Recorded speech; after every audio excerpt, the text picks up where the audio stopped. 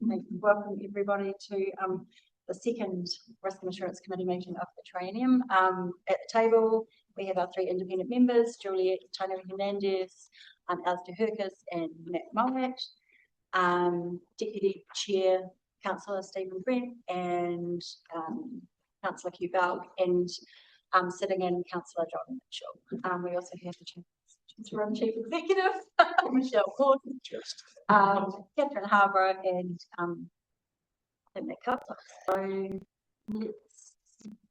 let's begin. So just noting that the meeting is being recorded. It will be published on YouTube and the QRSC website after the meeting. We have received apologies. Declarations of conflict of interest. Does anyone have anything to declare? Got a note regarding legal update item 8. Yeah, previously declared a conflict of interest on it. Okay, so maybe just for the purposes of this meeting, do you want to for the record? No? Do we need to? Yeah, through the chair, I think that it would be good practice to do it at every meeting. Sure. Because it cannot just be assumed. Okay, so in terms of item 8, our conflict in relation to the Stormwater Street, the CBD upgrade works, although in terms of the discussion today, I don't think there's any need to step out of the meeting today, in the purpose of today's meeting. Okay, that's entirely or what you know, is what they're doing. Right. Public forum, we have no speakers registered. There are no matters lying on the table. Confirmation of the agenda, we need to resolve that. So I will move that the agenda be confirmed without additional alteration. Do I have a seconder? Councillor Bell, all in favour? Yes. Opposed? None. Carried. Confirmation of the minutes. So we do have some proposed amendments to the minutes, and these can be put on the screen. They're reasonably substantial, and the basis for those, I think, is to capture some of the advice from the members at the last meeting. Would you like to that? Yeah, I'm probably going to read the wording, but the handful. In the first instance, the recommendation or resolution brought by management was to adopt version 3 of the policy we discussed in the meeting. There are other aspects of the policy that the committee and certainly the independent members wanted to bring for future discussion, and we're going to do that workshop, which is scheduled for next month. So we wanted to make it very clear that we supported the specific change to the policy, but we're not going to endorse the policy in its entirety. That's what that first one deals with. So I'll move on to the second, or do we want to have any questions or clarifications on that? Anyone unhappy with that? I've seen the issue last Right. The second one was just to give a bit more context to the brief reference to scenario plans that was included in the minutes, just to put that in broader context. Again, some questions there. The third one, if we can just scroll down, please, on the screen. There we go, that's great. So there was very little reference in the minutes, the draft minutes, to risk appetite, and actually there was quite a full conversation about that. It's a thing that we'll be revisiting in a workshop in July. I think it's one of the opportunities to really bring very governance-focused information to this committee, and therefore I think it's very important that the gist of the conversation is reflected in the minutes. So that's what that one's about. If we scroll down, it's number 4. Again, quite specific conversation in the meeting around post-incident reviews as a general good practice after significant incidents. I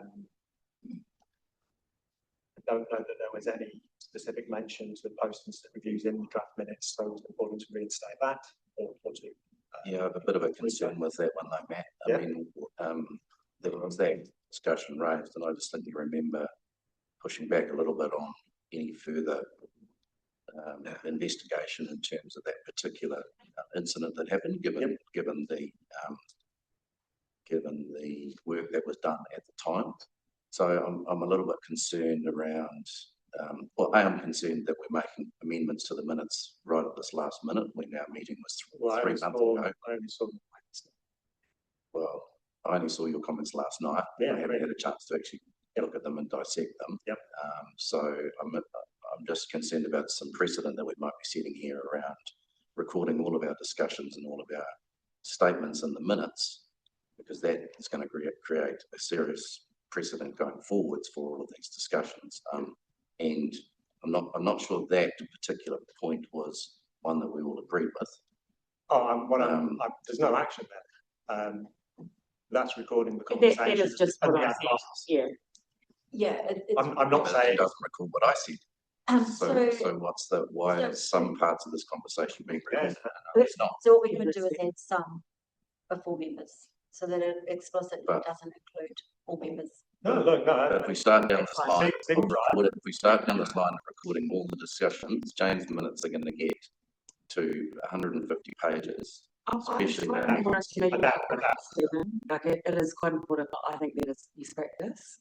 So it may be that that's done and that's fine, and ultimately that's a conversation for the. But ultimately it has been done, so. But I don't know that. So, yeah, And I that's haven't what I'm seen saying, out of context. This is about recording. I'm not. This is about recording the conversation, in my view, that led to the noting of the paper. So there needs to be some discussion. Noting it's not a benign decision, and this was the record of the conversation. Yeah, I'm never fine with full. I think that's fair, Yeah, to record the, Well, that's not. What I'd say to address your broader comment, I agree. If we're seeing the minutes 4 days before the meeting, it's, that's like a limited window to review, and then even more limited for people to review a few comments. I don't know, Chair, if there's an opportunity for future meetings, this one being the first, for draft minutes for review by all committee members to be made available within a quicker time. whatever it is, 2 weeks, 1 month. If I may, Close this back. I'll have a chat with our governance lead to find out if that's possible. Yeah. One thing I would just say is that obviously our meeting minutes are calibrated to be equivalent across all of our committees. So in terms of the manner of and the level of detail of the note taking, and then the rhythm and the cadence of issuing them, but we will see if we can try and bring that forward to allow a little bit more time for careful review. Yeah. For this committee. No, I appreciate that, Michelle. And in that spirit, these are all matters that, as independent members, we brought up based on our experience to try and bring suggestions and advice to the committee. If they're not recorded in the minutes, well, that doesn't reflect the contribution. Yeah, look, I agree. I think what we'll do to Let's give maybe the time to think about how to put that in a balanced way. Yeah, I mean, look, I'm not disagreeing, You got to reflect, Juliet, that doing those types of things is considered good practice. Yeah. But in terms of that particular issue, I don't, that's been looked at. It's been crawled over. So I'm just concerned that having something in our minutes is not quite the right. I mean, it's answer to say that Councillor Breen raised that they believe that's been done. Well, it is actually covered. I think Tony Avery did say, our minutes did say that Tony records and said what he said in terms of the investigations. okay. Yeah, he said technical investigations, not process investigations.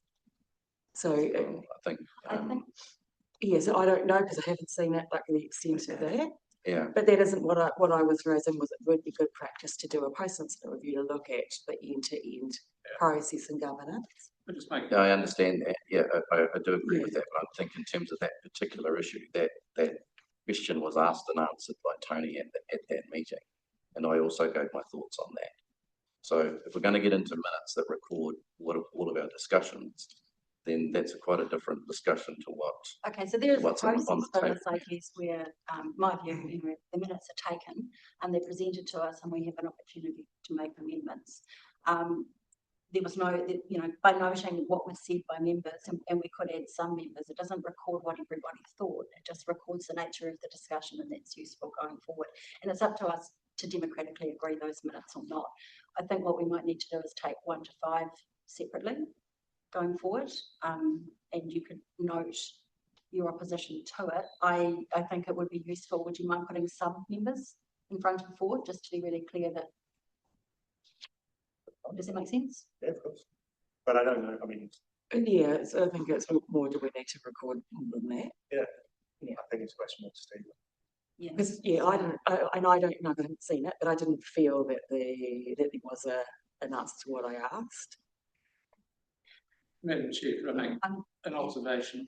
This is going to be particularly pertinent, I think, if the changes occur to the voting rights of independent members. I think it's absolutely crucial that the views of the independent members are noted, irrespective of what staff and council members on the committee, which I'm not, but with a bit of a risk management background. I think somehow, perhaps we need to look at, in terms of reference for this committee, to ensure that these independent views are taken account of. At present, it's foggy.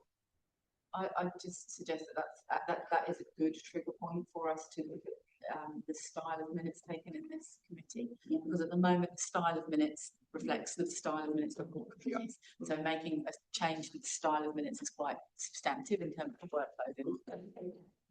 However, that does fundamentally trigger a change in the nature and the way that we record the views of independent members, because you won't be necessarily, if all this comes to fruition, reflected in the voting itself. So Yeah, and that's fine, because obviously this is my And it might, decision for us. and in my defence, that's the way minutes have been presented to us since the 8 months that I've been here.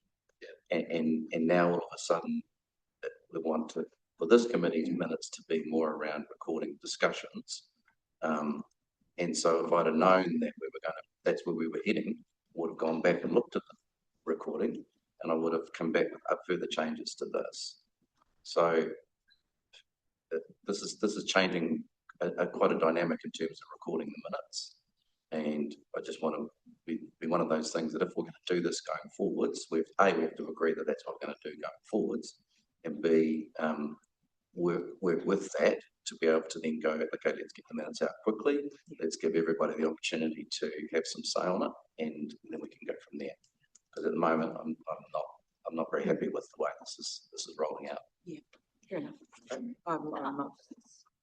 Dick, would you like me to have those taken individually or as a whole?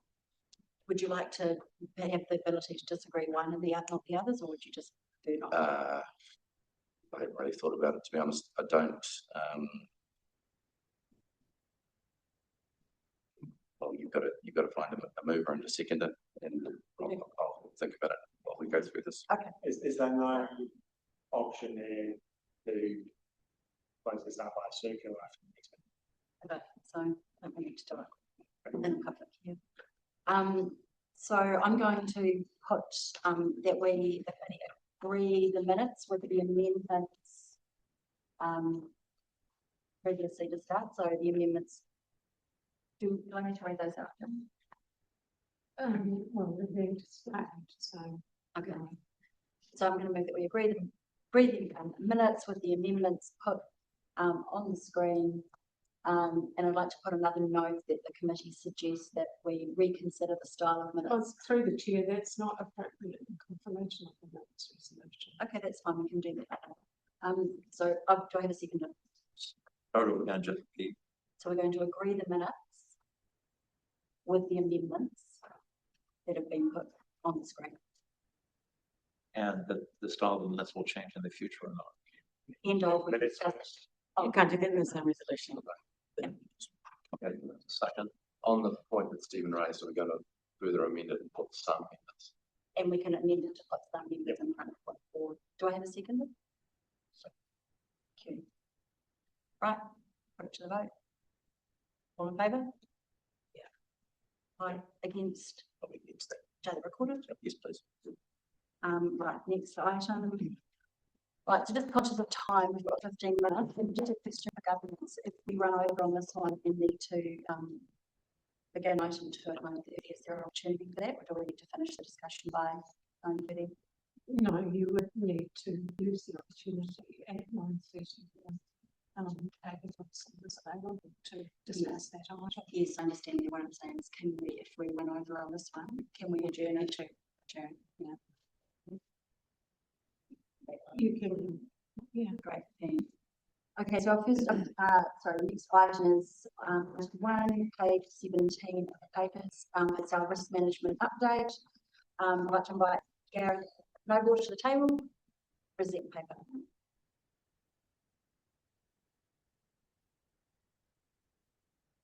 Thank you, Chair. Councillor, The committee. your words, or would you like to take it through? If I may, I just want to recognise the work of our comms team. We had some feedback and commentary from the previous meeting around how we wanted to present our Tier 1 risks. So hopefully you will have the opportunity to have a look at that new presentation. As requested, it follows a similar approach to Auckland Council, and I think our comms team have done a really good job in presenting that. Happy to take the balance of the report as read. Thank you. So is that a new one since sent out or no? That's, you mean? That's the one that was circulated. It's different from the previous minute, just for clarification, Chair. Okay, You've got to make sure I'm on the right doc. yeah, I'm not sure. Could you repeat that?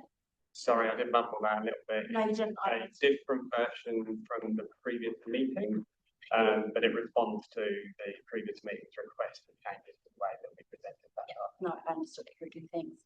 Are there any questions for staff?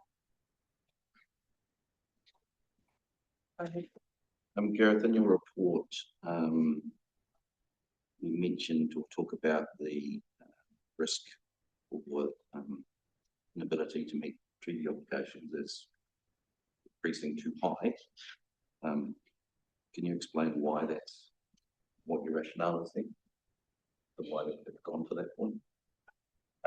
Through you, Chair, happy to respond to that.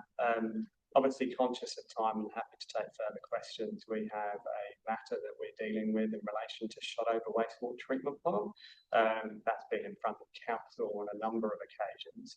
With that in mind, and obviously a review of the risks in preparation for this meeting, we determined that the potential implication of that relationship, the change in that relationship, needed to be recorded with a change in the risk rating.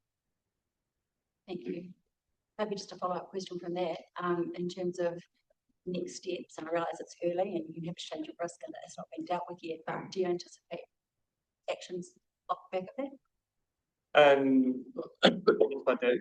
I'm not in a position to explain what they are. It's an ongoing conversation, but absolutely I'd expect actions. I can give a little bit more context to that.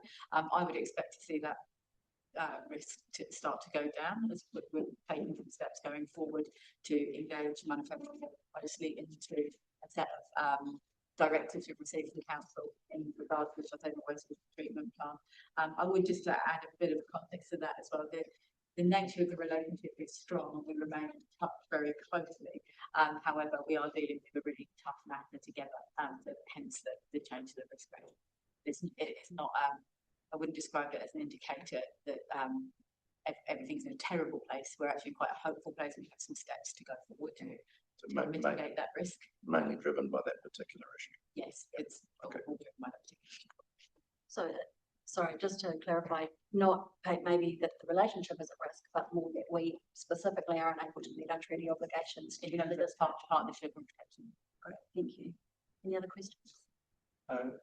Something from me, a comment or observation first. I found this paper so much more digestible than the last meeting. So yeah, well done to you, Gareth, and the team behind changing the format presentation of this. Yeah, I think we're really moving in a quite quickly between just 2 meetings, moving in a good direction.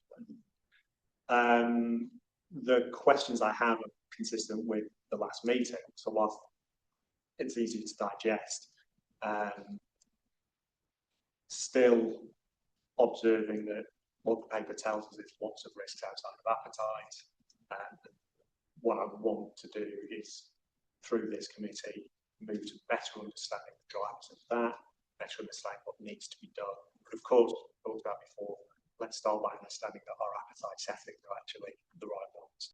So we don't need to answer or address any of that here. It's important that we recognise it's work to be done, and that's the purpose of raising it now. It's going to form part of a workshop which is scheduled in July.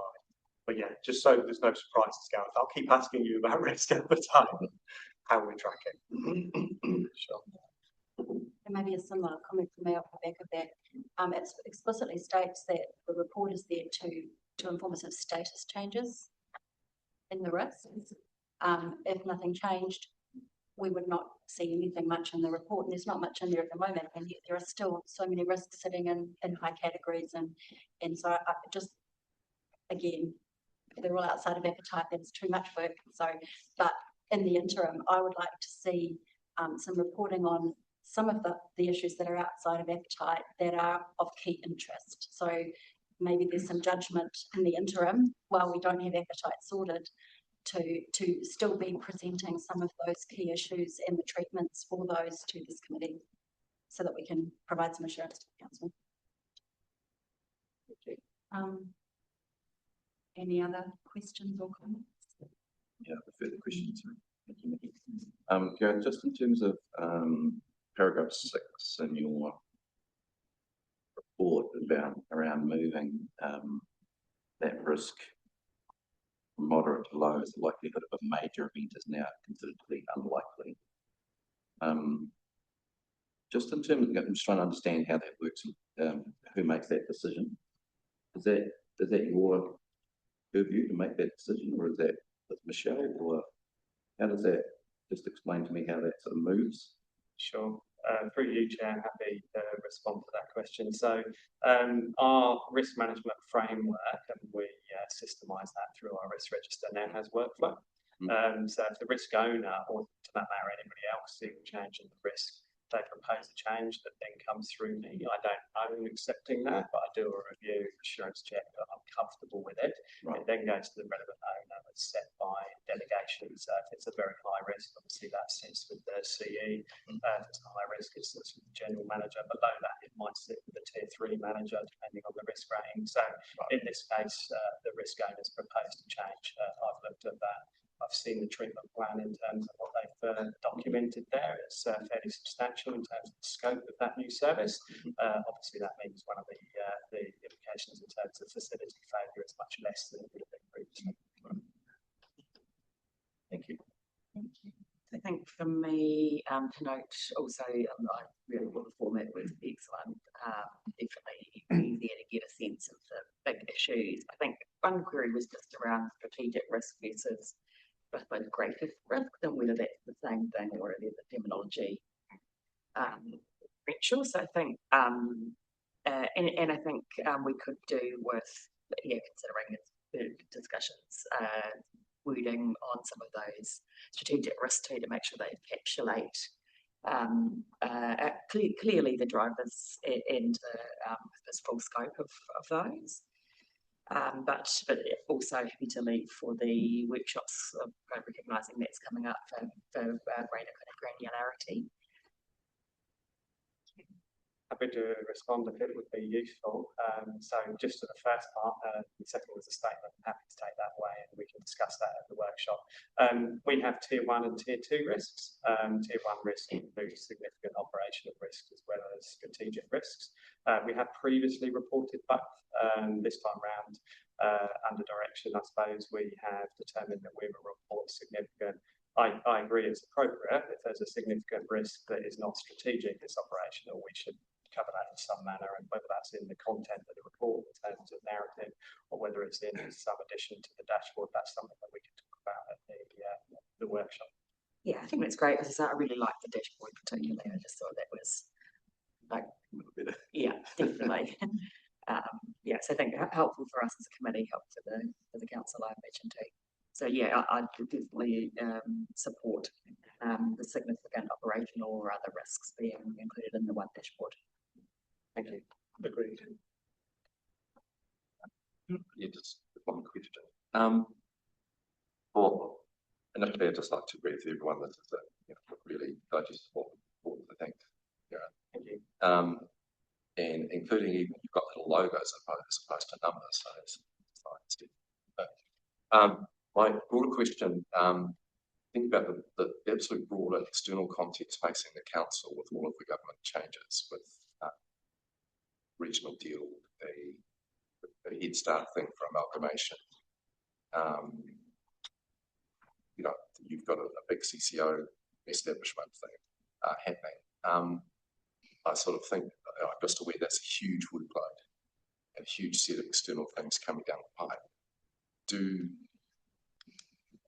you think about that collectively as sort of a risk, and how is it expressed here as to the risk that will occur and that the council's well placed to handle it?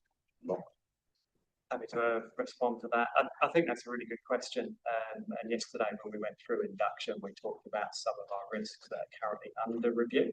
Yeah. I think what you've just outlined is currently covered by several risks that we have. Some an operational impact, some strategic, because obviously we need to deal with it at that level. Yeah.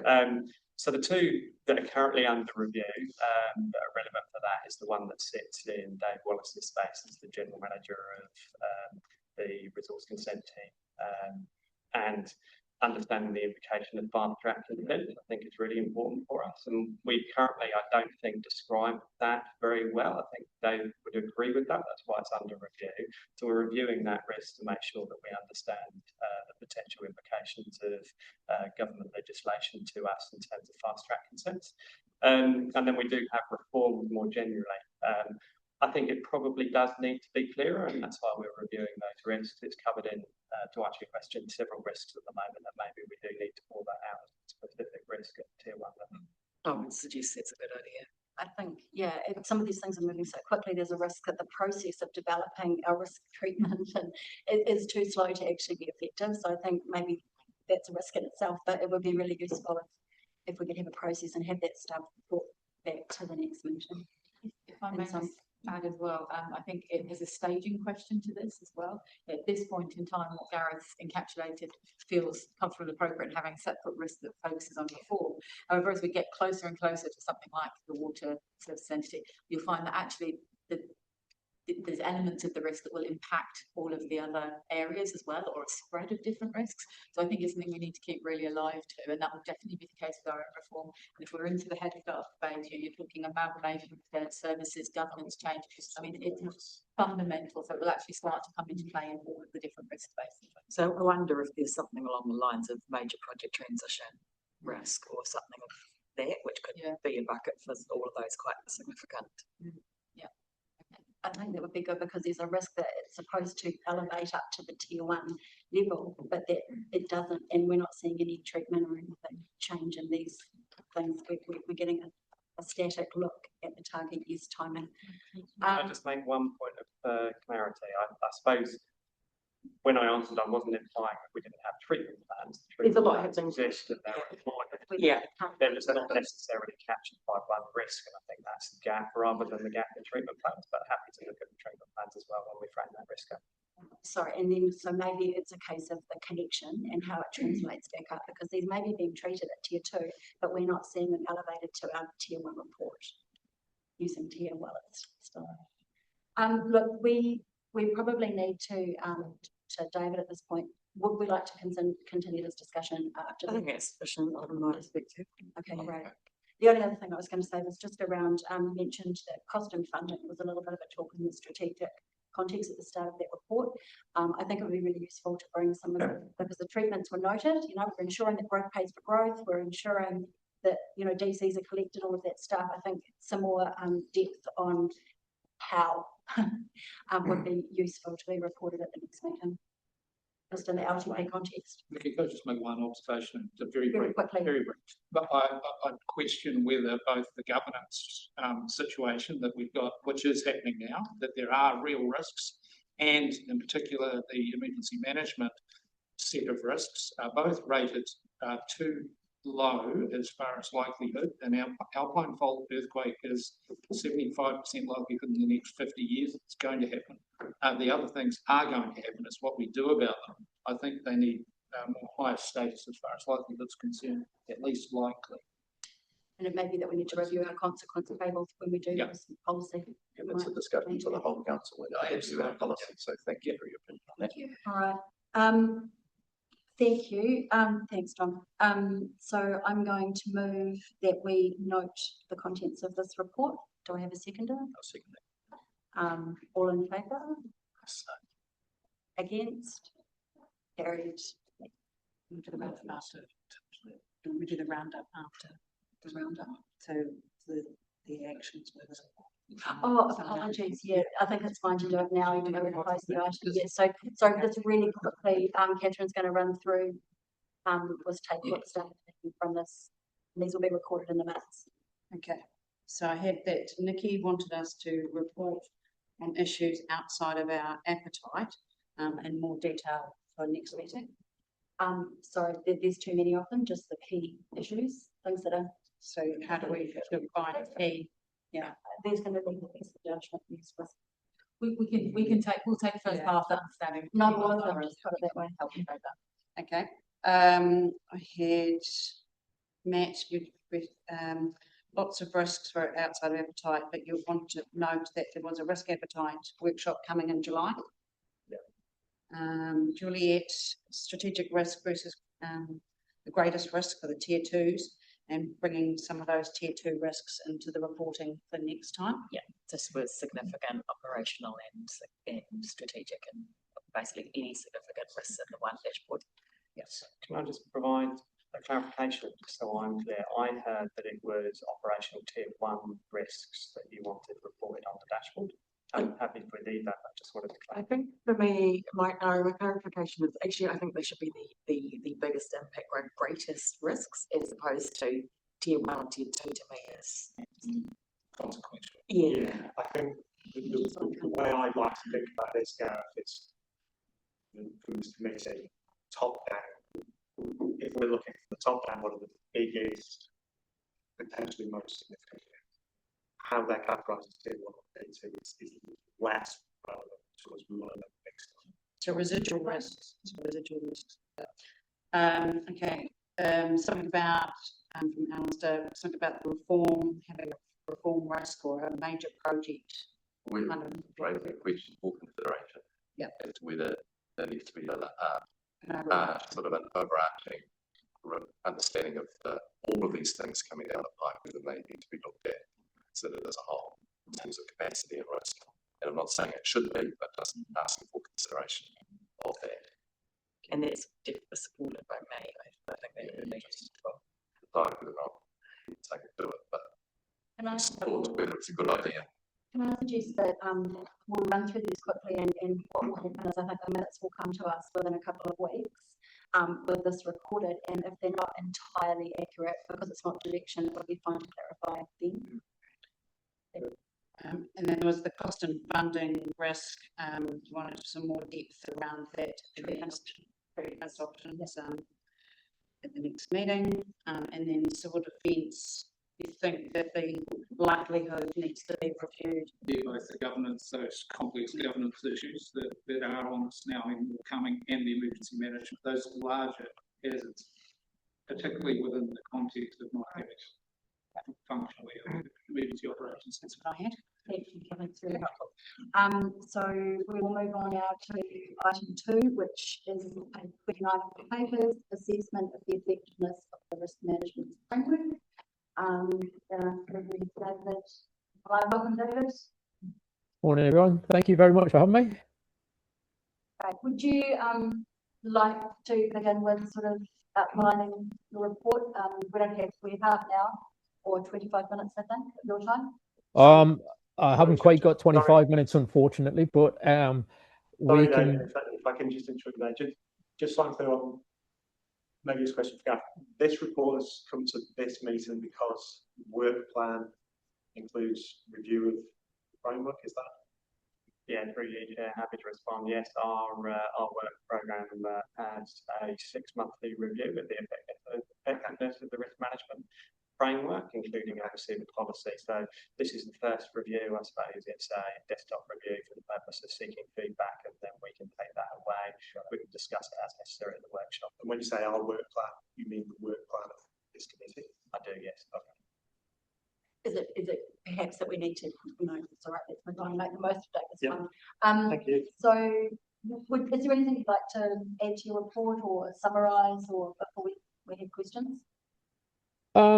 Well, like I say, it was a desktop review. It considers your risk management policy, your corporate risk register, and we also looked at a sample of reports. Just in summary, I think certainly for a local government example, it's very much fit for purpose. I think I work with 67 councils, maybe 66, 67 other councils. I definitely think from the examples that I've seen, you are very much at the more superior end of the spectrum than other councils. Certainly, like I say, very fit for purpose.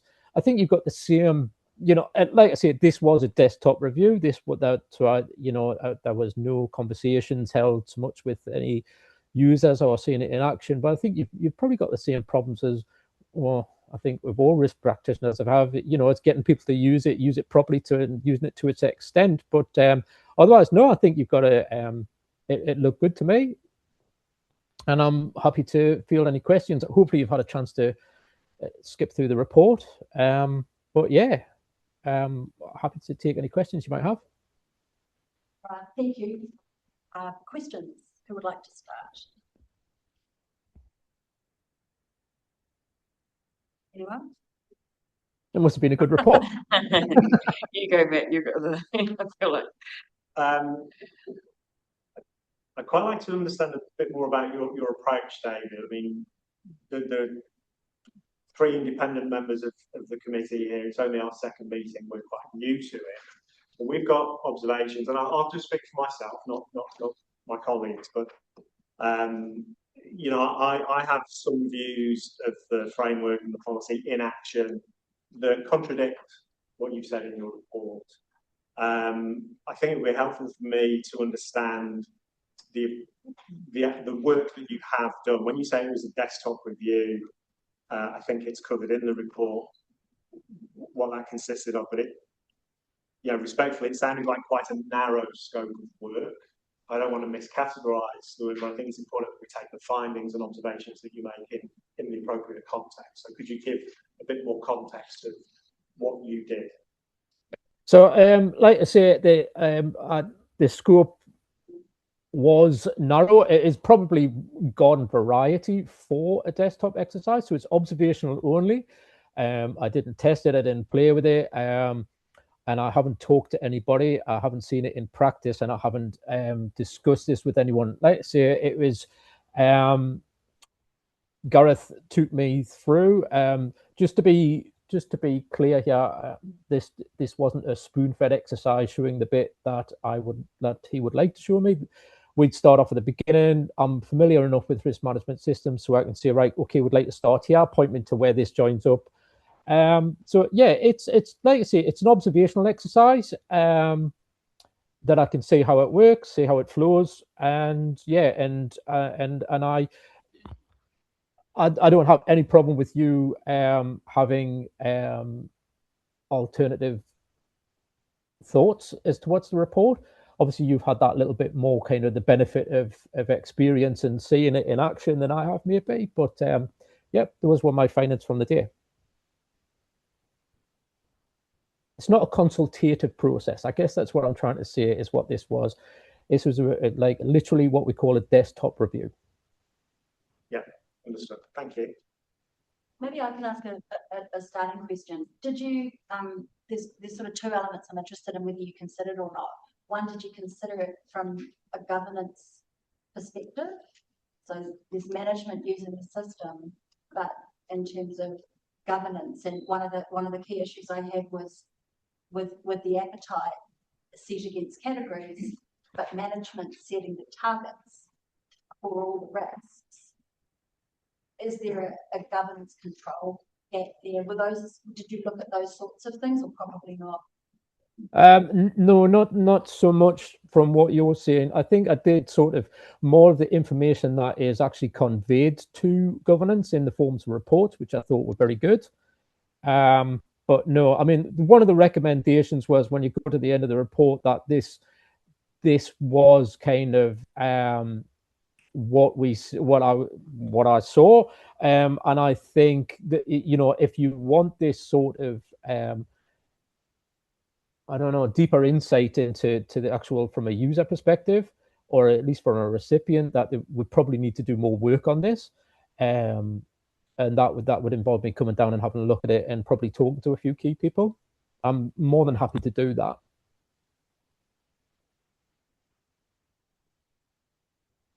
I guess what I'm trying to say is what you're asking wasn't in the general scope of what the report was required to do. Right, I guess because when I look at the risk policy, it says a risk management framework. This is straight from our policy. Is the culture, processes, coordinated activities and structures that provide, you know, that are directed towards managing adverse effects. So in terms of the policy, it seems like a really narrow scope. What I'm worried about is if we then went into assessing how well it's used, we still haven't looked at structurally how is it integrated into the system. Does it work for governance as well? You know, so the risk is then that we blame people rather than the policy and the structure. So I don't think we have enough to take that next step at this point. No, that's not really what would be what you would consider. Like, it's the desktop would be more of a tangible review of stuff rather than actually how it's working. That would you know, involve discourse with users. So just for clarity, David, so essentially we've got as a narrow scope was on the policy itself and the system as in the technology, etc. And so you think we've got the building blocks we need for that, but there's still work to do in terms of testing for effectiveness and the, I suppose, overall efficacy of the system as a whole. Would that be a fair? Yeah, I think you're right. I think the questions that you're asking will require further work, and that generally would go beyond the typical desktop review of a system. And like I say, I'll be delighted to do that for you. That's no problem. Comment from me.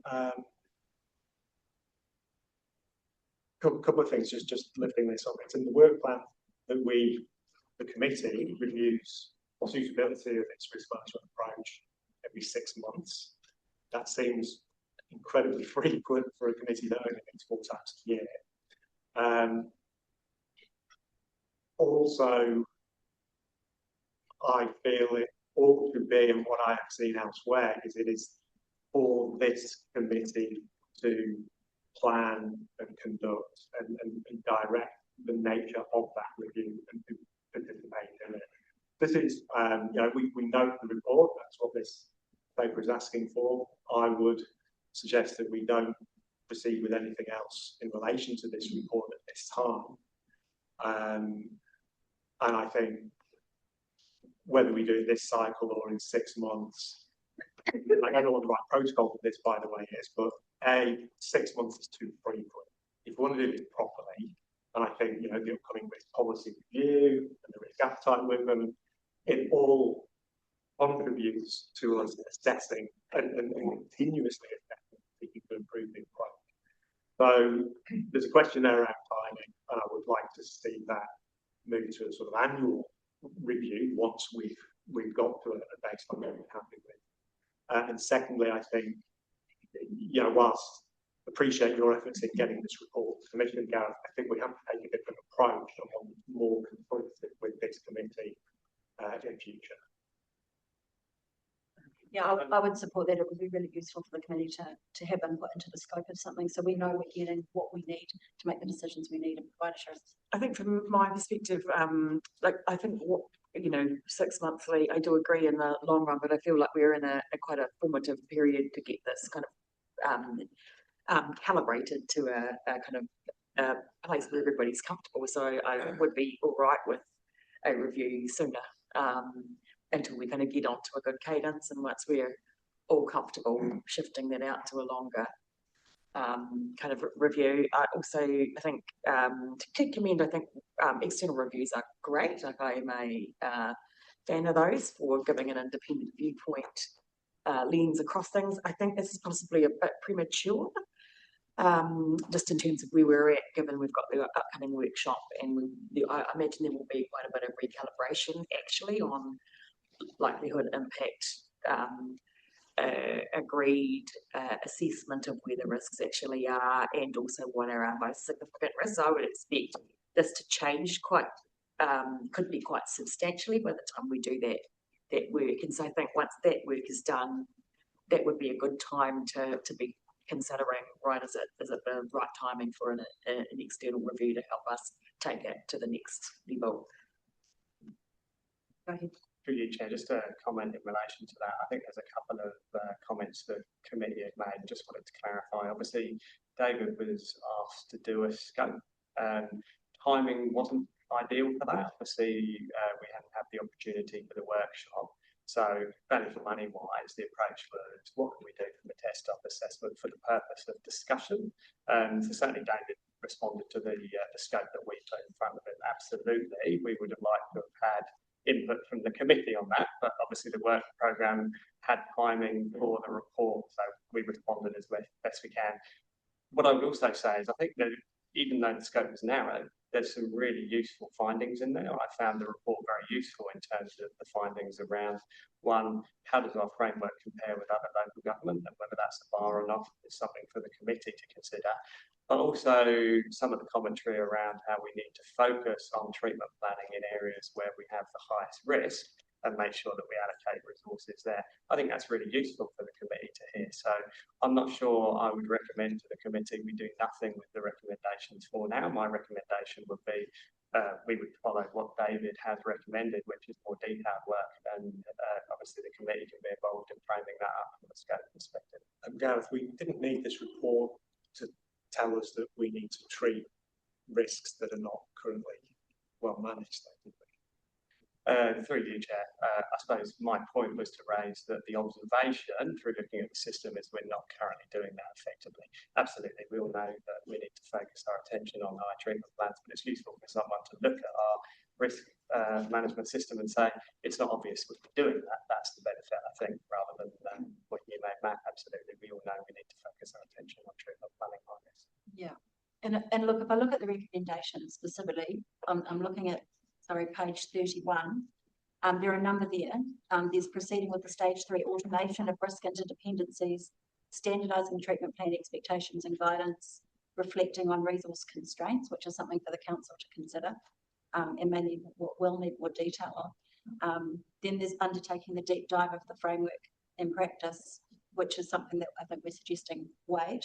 And then undertaking periodic independent benchmarking, no question whether against what, but there's some in there, I think you're right, saying, no, we don't do any of that, probably isn't helpful, because when I've had some information from you recently on treatment plans, and it's clear that it is not a standardised approach, and the standardised approach would be helpful. So I think we could say, yes, standardised treatment plan, that would be great.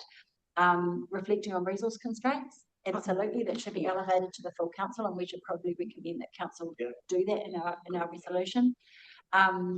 And I'm actually interested in the stage 3 automation of risk interdependencies.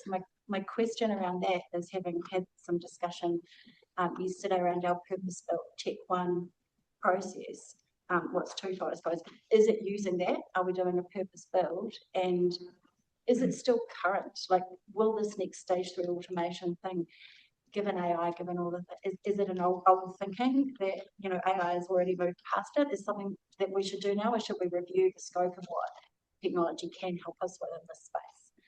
That's a question. I have no idea what the answer is. If I can add to the interdependence as well, again, I think where we got to in our conversations yesterday, and what I'm looking forward to in the workshop, is this, from a committee point of view, this shift from tier 1, tier 2, which I think is one of the key areas where we start to talk about interdependencies.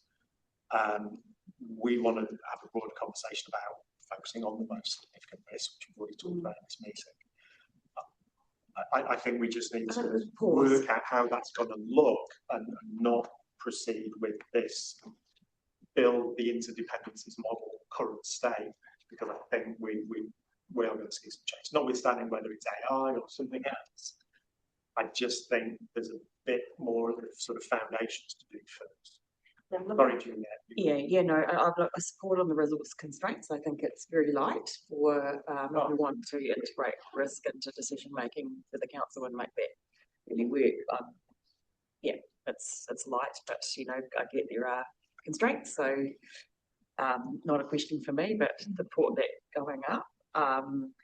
A deep dive review of the framework and practice. I would suggest we do the work on that we've discussed today too, in terms of framework first, and then we do that, because I think effectiveness of the framework is even more important.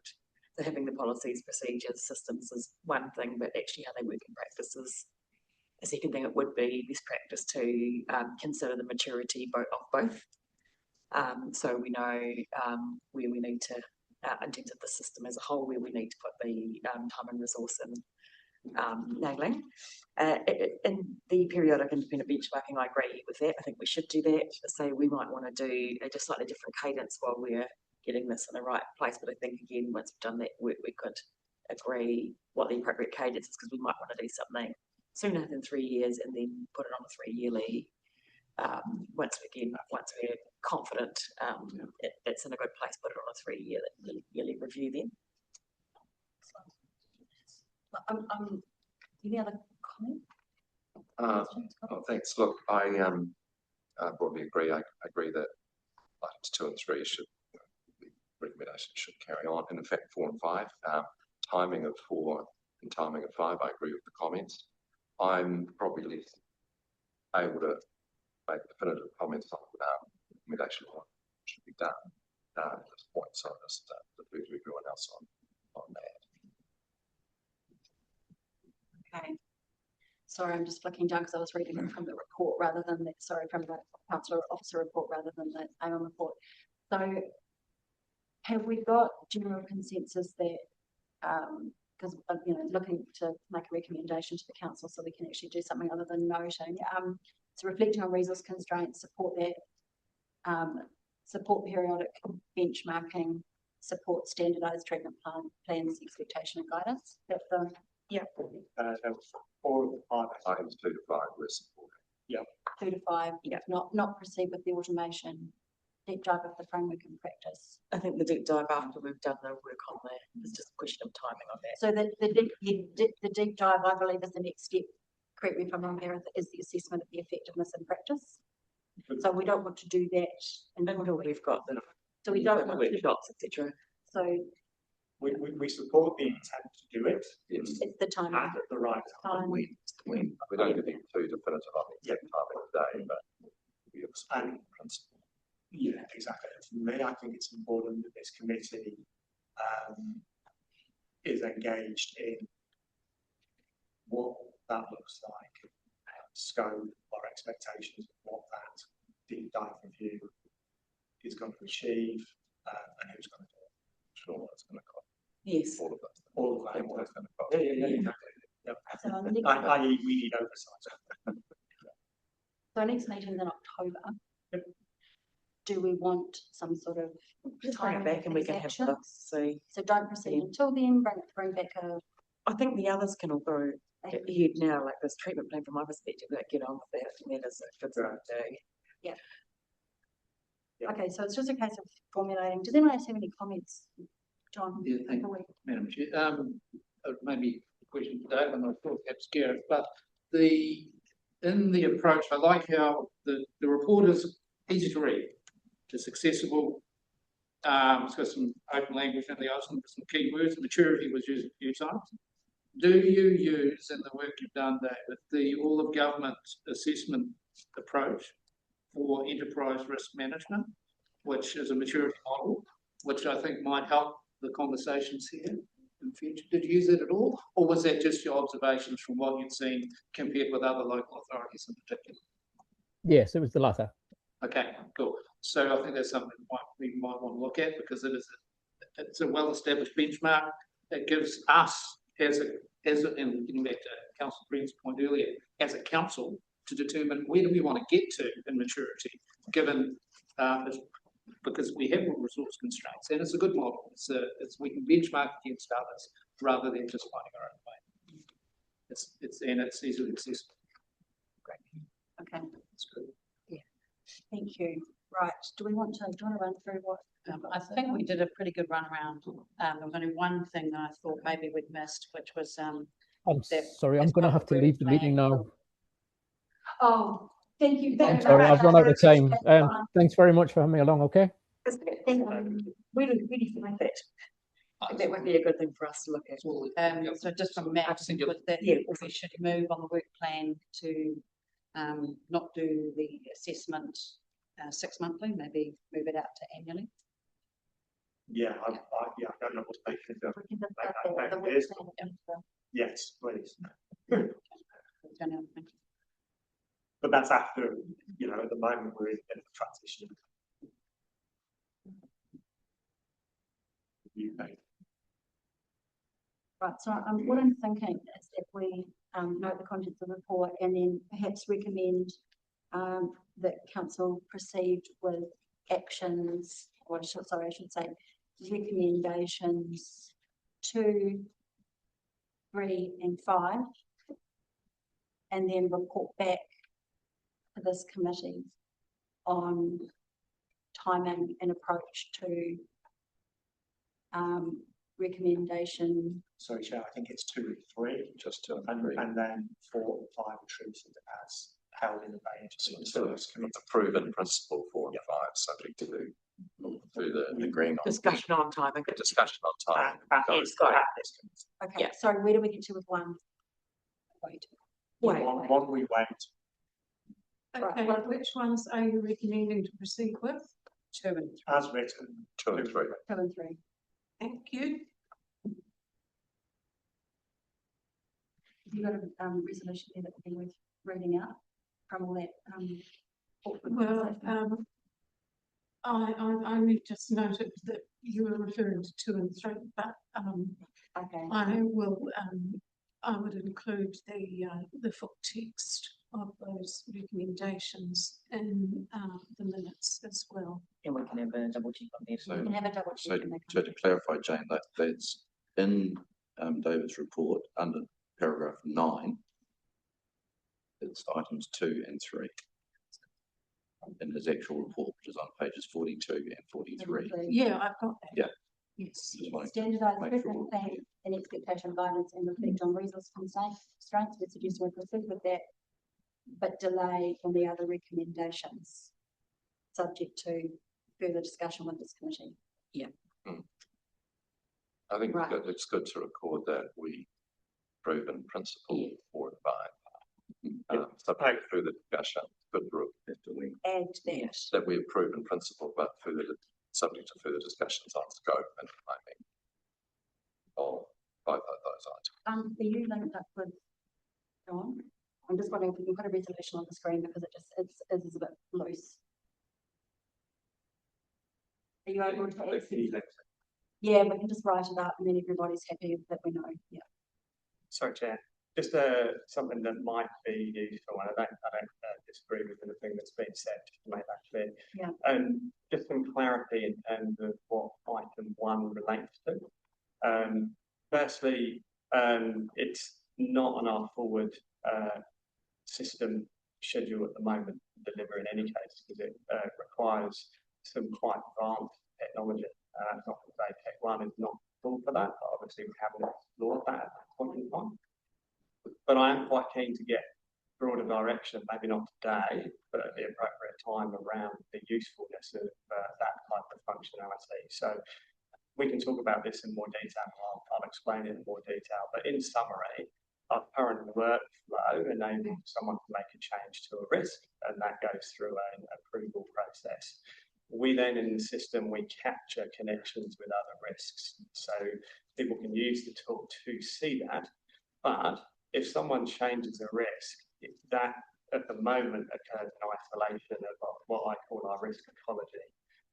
Another risk owner, unless I have a conversation with them, doesn't know that a risk that may be influencing their risk has changed and doesn't get a nudge through the system to contemplate the implications of that change.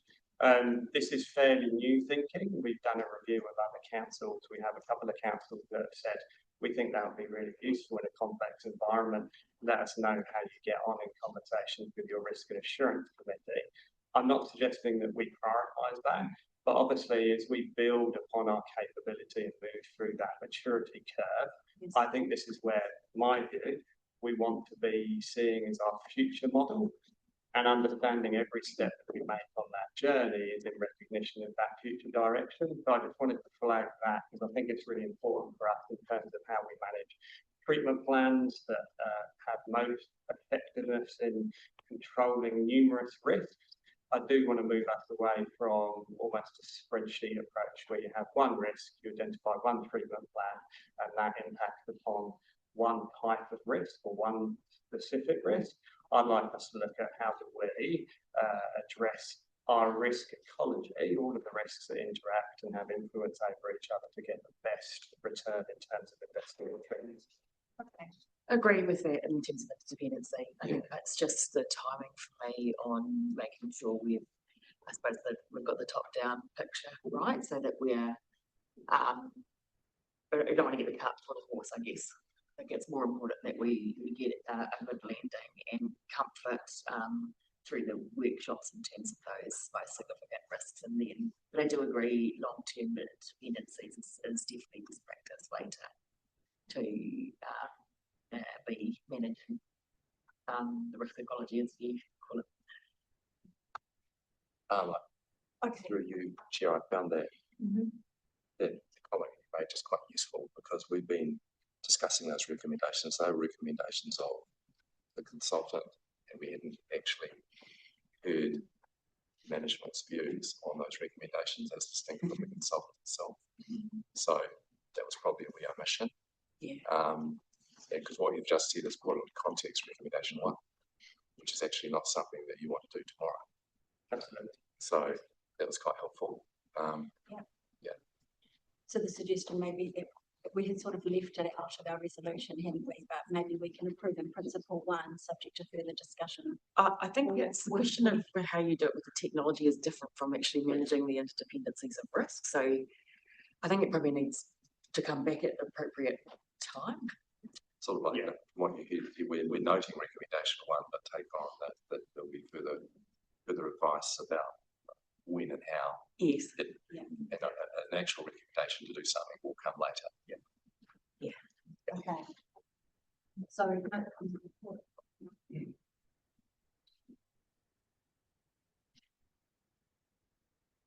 I think we can recommend proceeding with 2 and 3 without coming back. So recommend that proceed with recommendations 2 and 3 from within the attached report. Full stop. And probably delete that and approve in principle recommendations 1, 4 and 5. Oh, sorry, you've got that after. Sorry. In principle, it's 1 for the attached report, but undertake no further action until further discussion with this commissioner.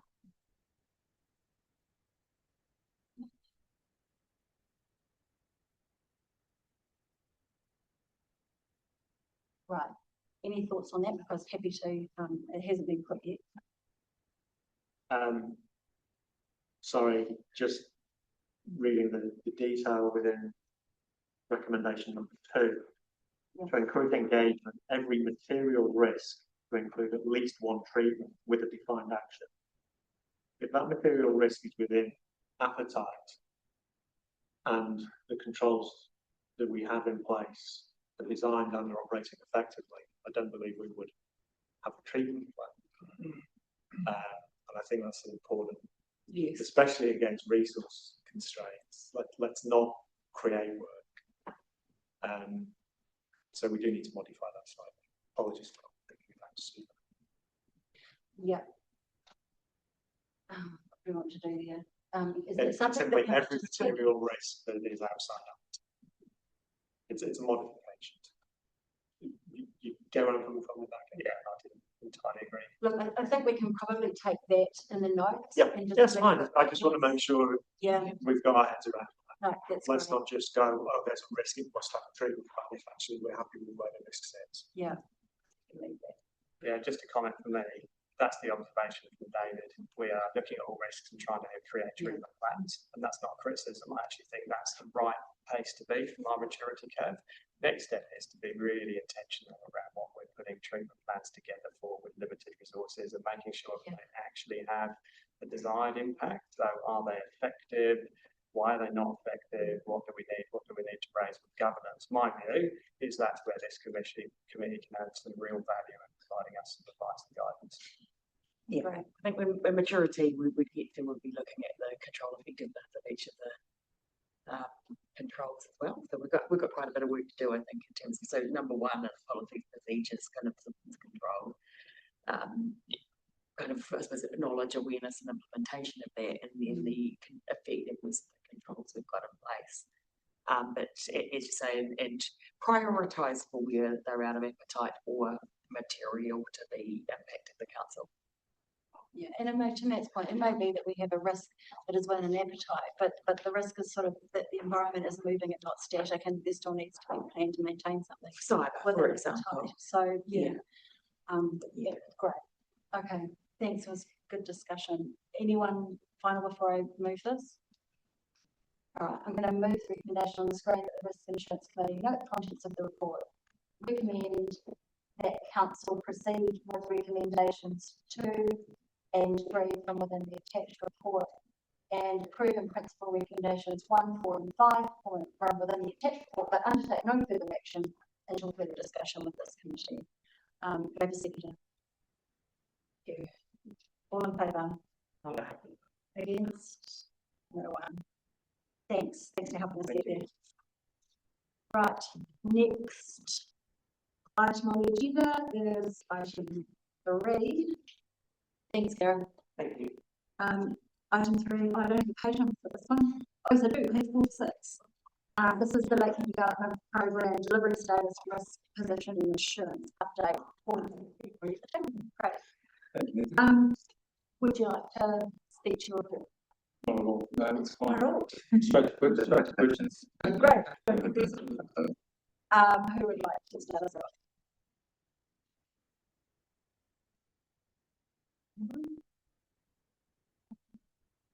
I'm happy to kick this one off, I think, and get my head straight.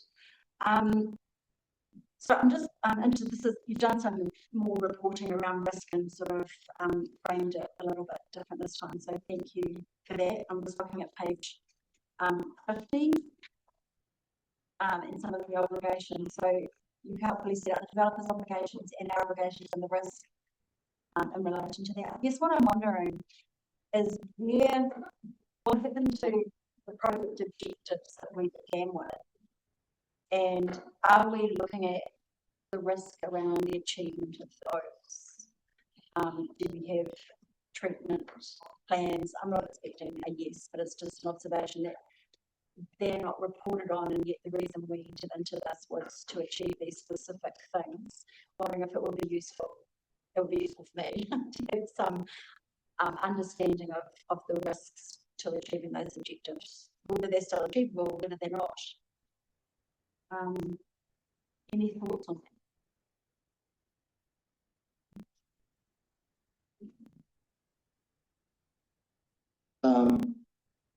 So the project objectives, I guess, whether they're reported or not, maybe they're not, other than that they're embedded in the DA. And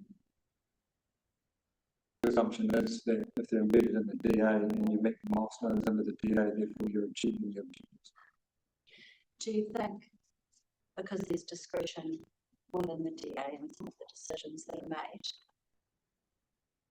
if we are, because of past decisions that have at a point where we are at risk of achieving some of those, we should have a risk rating. And when we make those next decisions, because there are always going to be more decisions, but a lot of stages to go if this thing carries on, then that risk rating could help inform decisions. So I realise there's a contract and there are certain requirements, but just I think we should retain those objectives, and we should be turning our mind to them when we're making decisions. We should understand the risk attached to them not achieving them. I don't know how that looks packaged up, but just noting that it's absent, and we're down to milestones, and I feel like there's more to it than that. So just to make sure I understand your question, you're saying there are a number of objectives and reasons why this initiative is happening. Against those objectives, or we'd like to see those objectives included in the overall project for this view. Yeah, Are you saying that because I see this risk rating near on certain milestones, that's too narrow in terms of review of risk? Is that what you're most saying? of the risk that's being reported is the developer's risk. It's not our risk, The council's risk. and it's not ours to control. So on page 50, we've got, one milestone was our completion done. The rest of the milestones sit with the developer, but the decisions that are made along the way, those things are within our control. And there is, the level of control varies depending on the control that's, exists within the DA. But I'm just concerned that I've watched decisions be made over time without minds being necessarily turned to the achievement of the objectives. And what I worry about is that we've gotten so far into this that we've sort of lost sight of the objectives, and yet the community hasn't. And so how do we bring that back into our view? So I've probably got a couple of points on that, if you allow me to. In terms of reporting of the development objectives, they are put in attachment A, which is a public document. And of course, we've got all our previous decisions of council and all the public reports that are available around that. So going back for some time, the DA was provided to everyone here, I think, and it was the DA once it sold, transacted in 2019, 2020, it was provided to all councillors. And if you've seen that document, you'll see that the development objectives are front and centre, right at the front, and call it recitals or however you want to look at that. So anytime. I'm just trying to find, you're saying attachment A, is it in the pack? Page 55, thank you. Okay. Right, I think. Okay, you've got them there. It would be good. I think it would be good to report against those. Yeah, they are embedded in the contract. I understand, and there are ways of achieving them or not. But at the same time, there's discretion, and we can lose sight of. I wonder if what's playing out here is, you're so close to this stuff. You've lived and breathed it, right? I'm on the Colfax. Yeah. We come together once every 3 months, and not to discuss Lakeview specifically, but to discuss the biggest risks to the council. Totally. And part of what we discussed in a sort of induction session yesterday, you were in bits of it, you were in other bits, and we're going to have a risk policy and risk appetite session next month. Part of what we talked about there was bringing a consistent approach to identifying and assessing risks across all the activities the council does, so that the right things bubble up for the attention of the committee. Now, that's not a small undertaking. Gareth, who's now stepped away from the table, was part of that conversation yesterday. We talked about whether there is currently a sort of mature and consistently applied risk identification, assessment and monitoring approach to what we call project risks. We talked about it loosely in the context of some of the things that you're involved in. We talked about it in relation to things you're not involved in, like the transition to the WSCCO.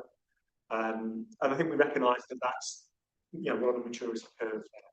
So I really think what we're asking for here is, and it's not for you to go away tricky things with magically doing this. It's going to take time, and it's absolutely, Gareth and his team to be involved. How do we surface to this committee for these clearly big, strategically important, strategically risky initiatives, what those biggest risks are that allows us to say, cool, we get what the risks are, and we have confidence that they're being appropriately managed. Yeah, I mean, big question. Yeah, well, it was great because Gareth was on our program control group, so he was responsible for the delivery of the infrastructure and reporting to straight up to Pete Hansby on that. So, in terms of the delivery of the infrastructure, that was managed through Gareth.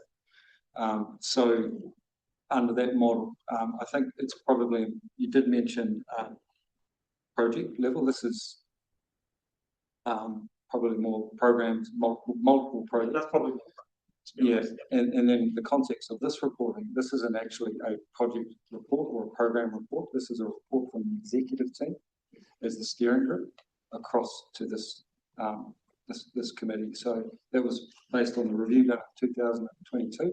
When we looked at the governance, and that went to full council and there was a decision. So the two, I think I mentioned yesterday, the two key things around this was enhanced reporting from the executive across on this topic. In terms of probably, I mean, I can go through some of the decision-making times. There is some work there, but I think the biggest risk here is the communication risk, and it's not so much the risk around the project. I think it's at that stage where it's pretty tight and being controlled and stable. The contractual work is in place, and the DA forms the basis of that. It's probably more about the broader understanding from the community and internal and external staff and externals around the understanding of how this has evolved and shaped over time, and that it is a long period. That's exactly what I would want to see in the report. Actually, exactly that. Like, what are those broader risks to council? Are we meeting our objectives? What are the things? And the chair brought up a really good example. I mean, there are less council objectives now because we've achieved a lot of our milestones. So we've just got something in the future. Now the pressure is a transfer of risk now with the transfer of Lot A onto the developer. I mean, it's because I just look at the project objectives, that those are fantastic. It would be good to know by the end of it, actually, are we going to deliver all of those? Is the council going to deliver all of those things? And if not, actually, what are the mitigations for, for the risks around that? Yeah, well, I mean, so one example was the executive team asked me to do a lunch and learn with all our staff. So there were 120 people that sat in for an hour-long session. We had Julie from the Affordable Housing Trust came in. We had the developers agent who came in as well and sat in on that. So that was an example, an hour-long question time where I did a presentation and there were lots of questions. It's been videoed if anyone's interested. But that sort of thing is an example where the executive probably understood that there was some stuff going on, and what a great opportunity to tell our staff, and then our staff have those conversations at barbecues and the like. So do you think, so looking at the objectives, that you're gonna that the project will achieve all of 1 to 3, or even the 2 to A to E? Yeah, so my take on the first objective is that's the shared risk model. So that's in the shared risk. I mean, a lot of people get hooked up on the maximised financial stuff, and they forget to read within the bounds. So it was quite clear what the council direction was in terms before it went to market. So before 94 feet of the developer ever came along, there was an understanding that this would be a long gestation. We had to deliver our works, and then there would be requirements on that. I mean, for me, that shared risk, I look at it from a balance sheet perspective. So you've got a 10 hectare site. We've transacted or put, what is it? It's 0.3 of a hectare that we've transferred to the developer. There are no council assets on that 0.3 of a hectare. They've paid $8 million for a big block of land. So all the other stuff sits in our balance sheet, including the future lots. So in And on terms of risk around that, 2A to E, do you think it's going to deliver those, or are there any risks there? sorry, which one? 2A to E on page 50, this is attachment A. So 2A to E, is there any risk around any of that? Well, I mean, so they've put up a master development plan. So that sits, and that's assessed at, there were 23 bidders at the EOI stage, and we went down to a short list of 5. And 94 feet with their master plan not only provided the highest bid, but also the best urban outcome proposed. And then, of course, we've always got PC50, which is our consenting background. So in terms of consenting risk and meeting those obligations, that sits under the, within that framework, and the risk around consenting sits with the developer. I'd just like to add a view on that, Yeah. because I've think sat around that's- the table for enough years watching this be implemented, and of course, developers propose things and then they can change them, and the development agreement allows them to change what they're doing. And we've had a number of variations that go through and they've been approved by the chief executive, and there is an assessment framework around that we don't have in front of us. There are various things, but what I've I can noticed, provide yeah, that'd be great. What I've noticed is that you get to a point where we need the money back. Sometimes the other objectives can go both. There's a trade-off. I think So that's if- fine, it's just yeah, understanding exactly. what's at risk of going off And rails. when we make decisions, do we understand those trade-offs? Because, if the developer is doing something and the likelihood of achieving super profit is higher if we go with that, but we're sacrificing some of our other Yeah. objectives. This is understanding. But it's about understanding that and making it transparent. And so if we could keep track of the risk of the achievement of those objectives, one way or another, that would just help things to be out in the open. And I'll turn to Michelle. Sorry.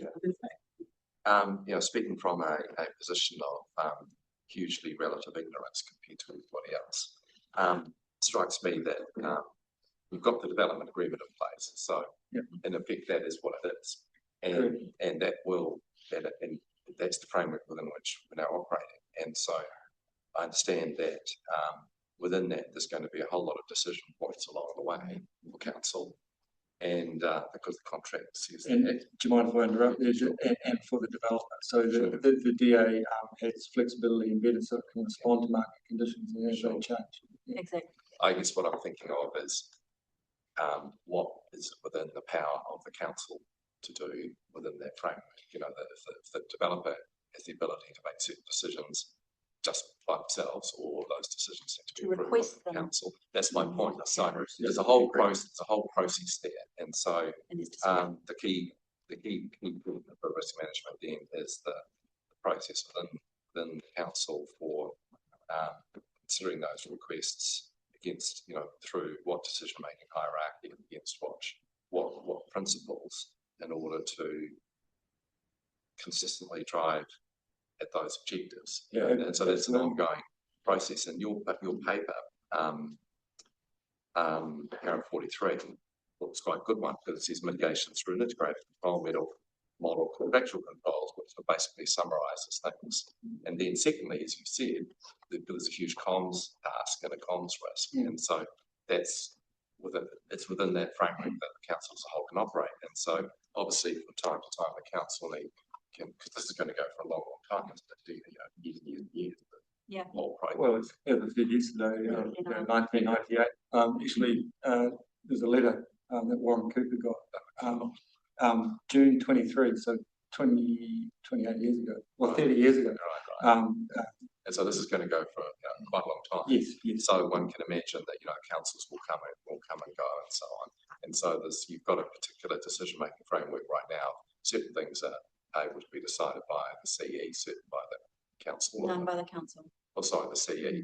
But I mean, from time to time, that's not necessarily, that's your decision at the moment. That sort of thing is not engraved in stone. That could be changed if people wanted to in future, along with whatever assessments. And so criteria to then on the council side have a process and decision and process and criteria that are refreshed from time to time, so you're confident from time to time you are driving at those objectives within the scope of the powers you've still got under the DA.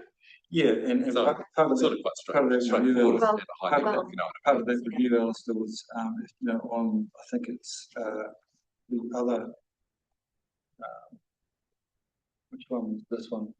The next, table 1 decisions made, I think it's Yeah. page 59. Yeah, I saw that. It's Yeah, so what you see there, and I can run you through those if you like, but not, No, it's Well, that's yeah. fine. so what we see there is a pattern of full council setting makes sense. setting strategic direction and followed up by the CE implementing. Yeah. So you've got full council decisions August through June, right through to September 18 of, you know, the objectives, blah, blah, blah, and then you've got the CE carrying out that work. Yep. And then March 2020 is when we start getting into delivering the infrastructure. So again, full council, they approve the inclusion of the associated works, the ones that aren't required under the DA, but they are the subdivision works that sit outside the subdivision. So that's where that's at. And then, of course, March 2021, there was the approval of the alliance 12 months later. And they were full council decisions. They don't sit under the development agreement. Yeah. They're just budgeting the normal. Yes, but when we start talking costs, so there's no mention of costs in the development agreement. They are, so the CE, all it is the developer, when we were negotiating that, all they said was, well, what are you delivering and when are you delivering it? So that's embedded in the DA. There's no mention of cost in there. So all the costs went to full council and they were delivered through the infrastructure team outside the area of the DA. Yeah, Let's put it undeveloped that for way. costs for putting in the subdivision infrastructure. Yeah, so in July 21, was the last time the budget was approved. So that was including the subdivision works and then the ancillary works or the works outside the subdivision. And if you looked at that, there was options around delivering all of it, delivering some of it, delivering just the underground works and or not doing it. So again, that all sits outside the CE's delegation. The CE just does what's under the DA, and that's not well understood. If you hear people in the community, they look about costs and they think that we've spent, you know, maybe 100 to 150 million. We've only spent specific to the DA 48 million. So we've got 7 more to deliver the infrastructure works, which is the market square. Just a point of clarification, Paul, the subdivision works we had to deliver under the DA. It's just that the budget for that had to be approved outside of it. So, you know, there was an obligation. I'm just going to go to Michelle, who's been waiting patiently, and I don't know if your time is gone. No, it's still relevant. I won't dive too thoroughly into this just because, although I am seeing the CEs, as you can see from the timeline, it's been a very quiet timeline for me, from my perspective. I haven't seen anything that puts those objectives under threat in time, I would say. What I think this does speak to me. That's great, but how would we know that? Exactly, yeah. But what this speaks to for me is that there is maybe an overarching risk of not achieving a project objective. Yes. Because maybe I'm coming at this with too much of a policy mindset. I'm sure John will tell me if I am. I think this actually speaks into our ability as an organisation, as a sector, as a country, in the course of a policy cycle, when we've made a decision to do something, when we're reviewing, are we actually achieving the things we set out to do? So this isn't really just a risk lens. I think this question of we're achieving the objectives on a project of this scale, it's also a question of are we actually thoroughly interrogating at regular review points throughout the meeting it, and risk is a component of doing that. Yes. And that's not a Lakeview problem. It's a bit of a problem. Yeah, I agree, Michelle. This matter is Lakeview, but for me, Lakeview is just an example of something massive that the council is delivering, involved in. Like I say, the transition towards services, CCO is another example, you know, and there are countless examples. I agree with you. This is about have we managed the risks around the decision criteria to do the thing or not, and then the project delivery risks, cost and timing, but also we've got to actually realise the benefits, i.e. deliver against the objectives. The other piece for me is what I'll call introduced risks, and it's often overlooked. I'm not saying you're overlooking them all, certainly not the case, but what can happen with projects is the project team are so focused on delivering the things and realising the objectives that other risks are introduced by them achieving their objectives that are overlooked, and again in a very mature risk management environment, I'd expect that stuff to be bubbling up. We're not there. I accept that's the aspect. That's incredibly interesting. Because my follow-up point was actually also around the fact that if this was being delivered for a private entity, are you hitting the milestones? Are you moving forward?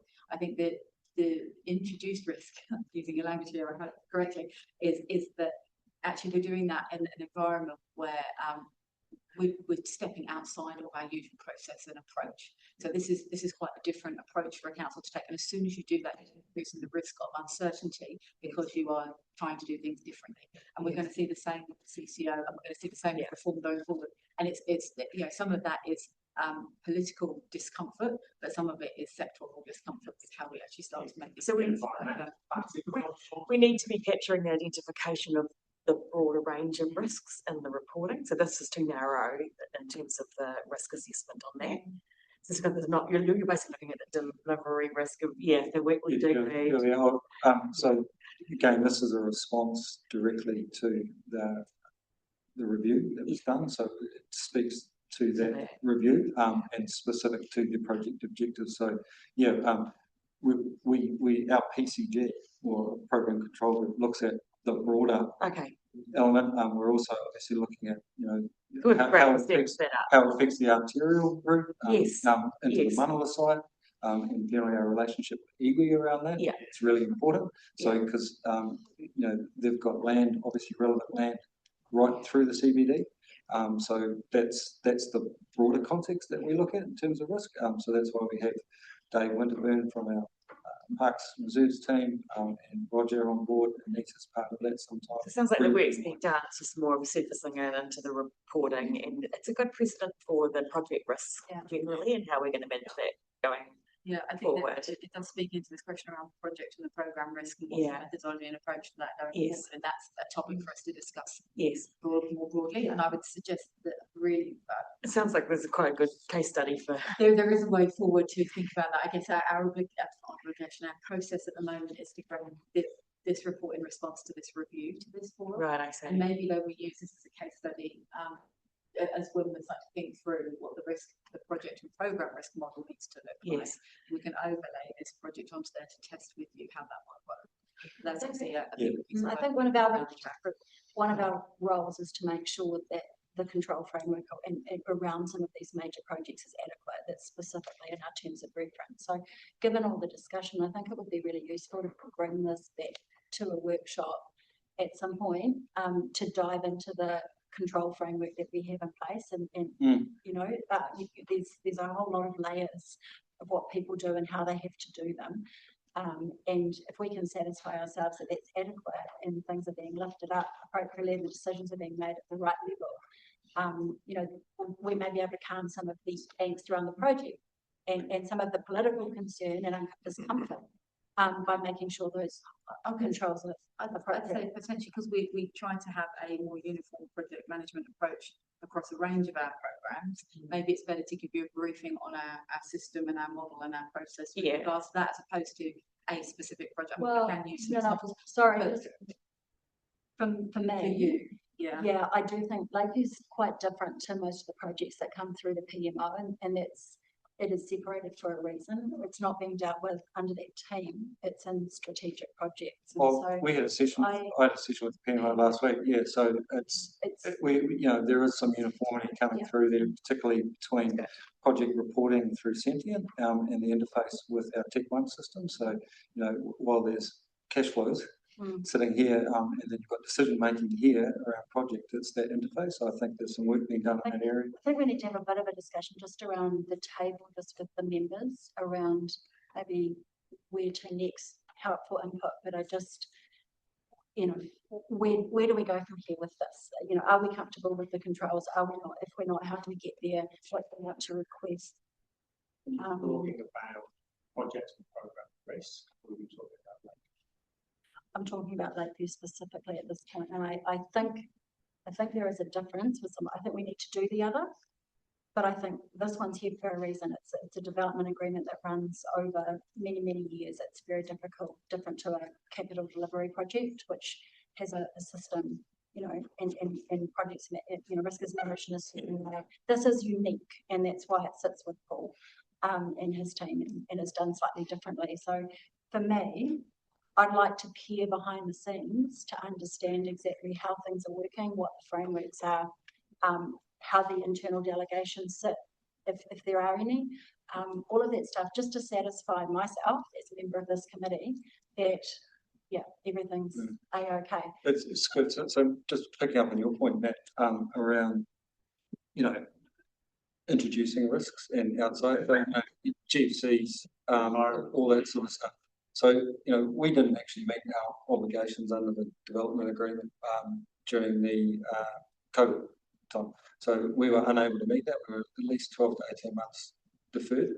So, and we sat outside the sunset date. So the developer could have come to us and sort of said, hey, you know, you didn't meet your obligations, this is over. But because of the relationship and obviously the site, which is just incredible, in terms of the, you know, the views and adjacency to the town centre and everything that goes with it.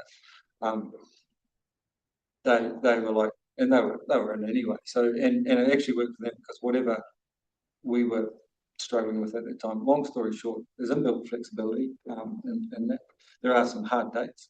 They only just got their settlement sunset date in by 3 months, and so that was a conversation that was averted, but nonetheless honed.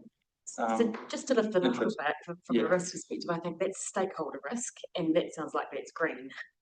So that's what I'd expect to see in terms of reporting for the committee, which is because then we know, okay, if something's going off rails, actually the chance of bringing that back's fine, and there's no need for potentially for kind of control. Yeah, just one thing on when you were talking, Julia, about the concerns about meeting those other objectives. Yeah. Because we still own the next 7 stages plus the Lynch block, you know, call it the next, the 8th stage, and we've still got the public realm to do, all aspects of it. If the developer was to fall over tomorrow and go away, we could just put each lot on the market over time and still achieve some of those objectives. It doesn't necessarily pin to that, but there is a DA, obviously, which they're invested in, and so again, I would say $260 million worth of development capital and behind them from Ericsson. So again, that would be for me just taking it up a level again. Again, green in terms of no consents on the ability to meet the objectives. So I guess that's, you know, it's kind of give that overview of the strategic project as a whole, and where might the risks be, and then how are we tracking? From my perspective, it's looking pretty good because we've actually done a lot of work, you know, through PC50 and the like. So. John's just got a question. Yeah. Just along the lines of what we're just talking about, the bigger picture, and also about program risk. You know, I think it's going to be critical in the context going forward that good processes are in place, and we are confident about them, that they are well communicated to our external stakeholders, because we have a fast track application that we're going to have to be thinking about shortly. Which one's that? For the cableway out here, yes. We talk about introduced risk, where we're going to have to get a head around that very quickly, potentially very quickly, or not at all. Yeah. Well, I introduced Dean to you know, Ross, so that, you know, they're already sort of talking about how that might work. Could be, yes. Yeah. On its own, though, would have significant risk that we are expected as a council to be an owner of a whole lot of that. So this is going to be useful exercise to get this clarified to some extent relatively quickly, to be able to inform a robust process to understand the risks of that potential project.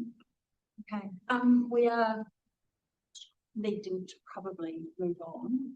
So are there any other questions on, just can I go to the members first to see if there's any other questions on that view? I probably do have one just around timing, but my question is really just where did we land on the question there? Because I heard from Juliet that you wanted high level risk reported, but heard from you that you wanted behind the scenes detail. So I'm just trying to You sort of throw it out. Can we start at the bigger and then? What are we we trying can- to review here? I mean, Yeah, are we trying to ensure that the CE makes decisions in accordance with a proper framework that we then manage? Or was what you talking about, Nikki, a complete review of whether the CE needed no delegation in the first place? So from my. But that's a much bigger discussion, and that's a discussion or a decision for full council, That's- because all of this is already set up, and we have a development agreement in place. And I don't want us to go down rabbit holes of trying to review stuff that can't even be changed at the end of the day. So I'm just trying to clarify what risk are you trying to actually manage here? Because in my mind, most of that has already been put in place and has a whole lot of protocols already there. Okay. What are you trying to achieve here? So I think there's two things. I think there's what comes to this committee in terms of risk reporting, and whether that comes as in every session report, or whether we start to look at it in a different way and it fits within the structure. But I think these high level reports, the objectives are really, really important, and I do think we should have reporting around that. The control framework is a different aspect. So we look at risk and we look at how it's treated and the control environment and whether that's adequate. Now, I'm worried we're jumping the gun, Nikki. Yeah. Without understanding the whole picture first, and then, Yeah. then understanding where we actually might need to do a deeper dive or not. The key, I don't feel Right. able to. Too, this has been going a very long time. It's been the subject of a lot of scrutiny right from the get-go. So what are we actually trying to achieve now to change things, to protect things? from my perspective, sorry, when I look at delivery of the hopefuls, which is in Ngātahu, Brett Ellison and Steve from the Southern Rūnaka, they're interested in doing that. That's yet to be done. And then we're sitting on a Manawa site with a partnering agreement with Ngātahu to deliver something on that site, and we're looking to progress that. At the moment, they're waiting to find out whether we want to put our council office building there or not, and we've just done extensive consultation on that. That finished on Sunday. So okay, that- I think we're at a high level, I think it's the relationship with iwi and obviously the community border benefits, the trust, etc. The 5%, future decision around the Lynch block, call it stage 8, or could be brought forward or whatever. So that's, to me, if the community actually understand this is, call it, a small version of the Clyde Dam or something, it just keeps, it will underpin potentially, I think we're projecting, we've received 10 million of, sorry, I've just got I've got a timing to manage, and I think we're potentially going off down to a bunch of other things that are related, but I mean, the question is, do you need to, are they risks? Do they need to be reported? Are they things that, where do they fit in the system? I think Stephen's point, you basically question whether or not we need to do a full review, having done full reviews before. But in fact, we're a brand new council, we have brand new independent members, and this was referenced in the minutes. The chair suggested the ongoing project management risk of Lakeview needed to be the subject of committee workshop. I would support that. I think that that's a good idea, and whether or not we are treading over ground we've done before, and Paul's brain is going to go, here we go again, and I understand that. Nevertheless, I think it would be valuable. I think it's very important just to review delegations generally. I mean, this delegation was made in 2017. It hasn't been reviewed. It was a complete, full delegation to the chief executive with no conditions. No conditions around sub-delegation. The framework around how this is operating internally is not understood by councillors. It's not understood by this committee. So I'm not suggesting we review it. I'm suggesting we understand it. Is that one risk though? I guess again, I'd like to start with the overarching, what are the risks we need to be looking at, and then actually where do we think they are, and then go low, because otherwise we're diving into the detail. And one of them is ineffective governance. I think, and we can bring that into I think from my perspective, as a member of this committee, I want this committee to have oversight of the biggest risks to the biggest projects. Right? That's it. We talked about yesterday how that's something that we need to mature on. We understand that. Separately, quite separately, I think Stephen put it perfectly. One or two of the people around this table Nick, I know this is your question. I think, Stephen, what you said was, and correct me if I'm wrong, are we asking whether the CE is acting appropriately under the DFA, or are we asking should the CEO have that level of DFA? Now, if you want an answer to that question, sure, by all means, go and find out the answer to that question. But I don't think it's one that we debate around this table. I think it's a narrow question that can be investigated. Okay, Can't true. It is under our mandate, it's the control. Yeah, over and- making But, budget. But setting of but let's ask that From- question from- and, from my- and draw a line. Look, it's not up to, let the members have their view, but. Oh, I'm interested to hear your report. Look, from my perspective, nothing changes. Rather than briefing Michelle, I'll be just briefing the council. No problem. Just, you know, there's time in that, and time is money for these guys. They're under a streamlined program. You've got $260 million first stage. So that's all. But I just wanted to tease that out because I think, you know, there's some differing views here, I think, of what we're trying to achieve. And for me, yeah, I want to understand project risk, not just Lakeview, all the important projects that we have. This seems like a... And make sure we've got the framework right, because I just, I'm concerned we might not, because I can't see that. We're not seeing, yeah, and I think we know we don't have it yet. Yeah. And that's fine, we just like, And help that's get what that we in need place. to put our As quickly as possible, because it will be one of the most substantial risks for council, actually, like a major projects. I think I agree with you, Juliet, that for the future, this is a little bit more top-down discussion or reporting to us what you told us you're doing already. I mean, thinking about the relationships with stakeholders, not just your developer, That's but great. everybody else. Iwi into relationships with other things that might come down the pipe, like whatever it is. Of course. I mean, I've introduced them, so they're all cool. We have a sense at that level of the risks. Within the DA, that's one thing. It's a separate thing as to within the discretions that the DA gives to the council to make decisions, you know, all the way through. You've got a particular delegation at the moment done in 2017. It's good for us to understand that. I'm certainly not in a position to suggest that should be changed at this point, but you know, that's a mechanism the council has decided on in the past as to how it's going to exercise its powers, at what level, with whatever criteria. And so one could then say, potentially, I'm not advocating for this right now, but a logical kind of thought to me would be, down the track, you might say, well, when we go back to how well is the council managing its decision making? How well has that gone? How well has that particular detailed delegations and principles gone? If we look back over 5 years, how's it all gone? Has it been net positive, net negative, or achieving the delegation, or managing external risk, external perceptions? I mean, you can think about all of these things, and it may or may not be a relevant issue to raise as to these delegations should be changed. I don't know, I don't have a clue. And whether or not it's for us, to your point, to express a view on the council, because that's a council decision. But at some point, I guess, this committee's tasked with overviewing the risks, and we thought that materially the position of the council could be improved in risk management by changing that delegation in some way. Hypothetically, we could reach that conclusion and make a recommendation. That will be at a highest level part of this committee's job. I don't know if that is. I think we're a long, long way from that. So the starting point would be understanding a bit more exactly what you briefed us that you were doing, which sounded great.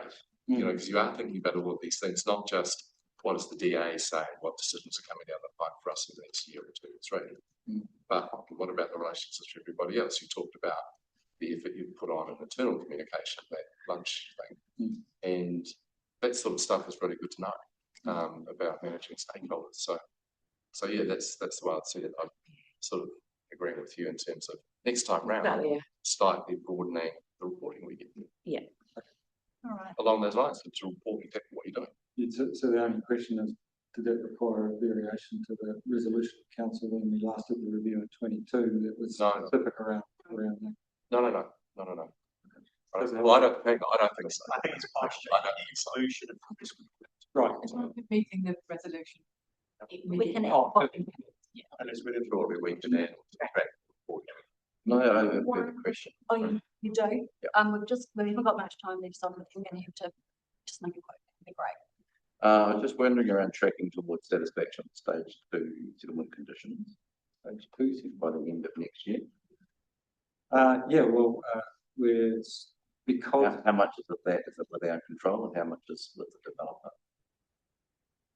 it's under our control at the moment, sitting pretty much with the parks team. So there's an interface around granting some easements to do some retaining work. So it's an interface between the public land and the development land, and some of our land that we stage 2, which we own. So completion of our obligations, you've got slow because you're of the view that we will hit those obligations and meet those stage 2 settlement conditions, and therefore the developer will have to buy stage 2. Our obligations are truck and trailered off the back of their obligations now. So in terms of their works that they're doing. So our next part, we don't have to deliver the market square until the end of their stage 3. So if their stage 1 and 2 push out, then ours pushes out, similar to how it's structured at the very start. The start of their obligations didn't start until we had completed our obligations, and I think I told you we were effectively 2 years late delivering our. Well, if you go all the way back to the RFDP, there's inbuilt flexibility in that, but basically both parties are incentivized to keep working and progressing towards achieving The question is why would their thing push out? Rhetorical question. I don't need an answer, but if their dates are pushing out, there's a key decision around that. The question is, what would we decide? And the team are Brendan's here at the moment, so he's working with the Parks and Reserves team on that very issue. I guess the question is though, if they can't achieve in time, there is an opportunity to say we could sell down the other lots, as you said earlier. The question is who makes those decisions, under what conditions, and there's a whole lot of risk attached to that. Totally. Just a statement. I think we need to probably draw this one to a close. We're going to finish the meeting on time. So, look, the resolution or the recommendation in front of us is to simply note the report. So, would someone like to move that we note the report? Thank you, Alistair. Stephen, all in favour? Aye. Against? Carried. Right, thanks, Paul. Thank you. Appreciate it. Thank you. Quick, top. Yes, Yeah, we can. that's-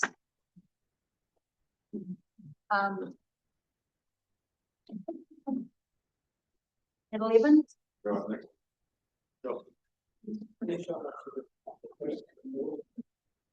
Yeah.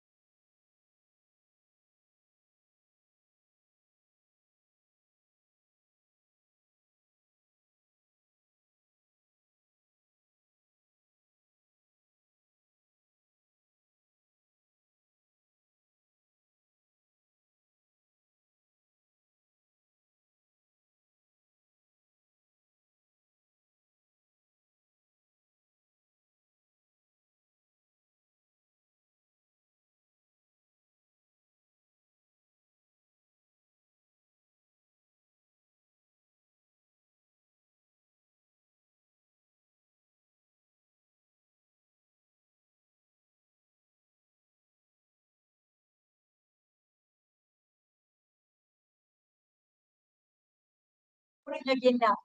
Apologies, members, I forgot to give Megan Miller's apology for the last item, to the family medical situation. Because you would have been as well. Welcome to the table climate team. Would you like to speak to the report at all? Just a very brief introduction if we can. So kia ora koutou, a real pleasure to be here once again. I am Bill Nicol, I am the Resilience Climate Action Manager. Walk around the room and just introduce myself. Just very quickly, my role covers a variety of kind of areas of council, but under the resilience side of things, we do look at the emergency management function. So I'm a controller under that. If we do get activated, also helping to develop the EOC development plan. We're also looking increasingly across strategic coordination of natural hazard risk. And then we're also looking across the development and delivery of the climate and biodiversity plan. Now within that, there is a specific and significant focus on climate risk. And so that's the topic of today's paper. Joining me today, we've got Kirsty Pope. She's a Senior Reserves Climate Action Advisor. We have Penny with us as well. So I can take the paper as read, but just some brief framing is that this is a focus across 3 levels of climate risk. There's been a significant amount of focus at the national level recently with the Climate Change Commission releasing their National Climate Change Risk Report.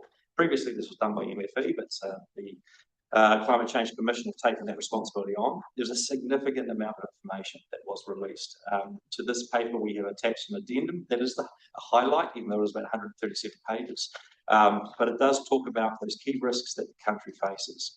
Importantly, many of those top 10 risks in particular do impact local government. So there is quite a lot of direction setting and assurance that you can take from that national review.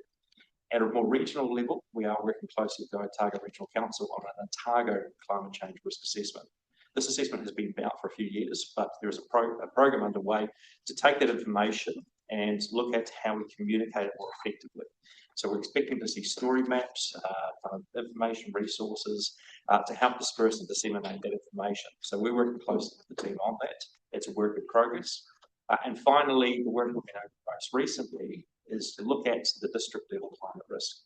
For that, we have downscaled some of the global shared socioeconomic pathway information. Now that comes as an extract from a piece of work that was happening at a national level last year to develop climate sector scenarios for the local government. I was on that working group, and from that there's quite an extensive range of resources and information that's been developed for the local government sector that all councils around the country are now looking to put into use. And so for us, the big focus is on how we embed that into our long-term planning and bring it into the infrastructure strategy and other areas of council focus. So there's a lot of activity underway at the moment. I'm very happy to talk to that, but I guess that's the framing of the report in front of you.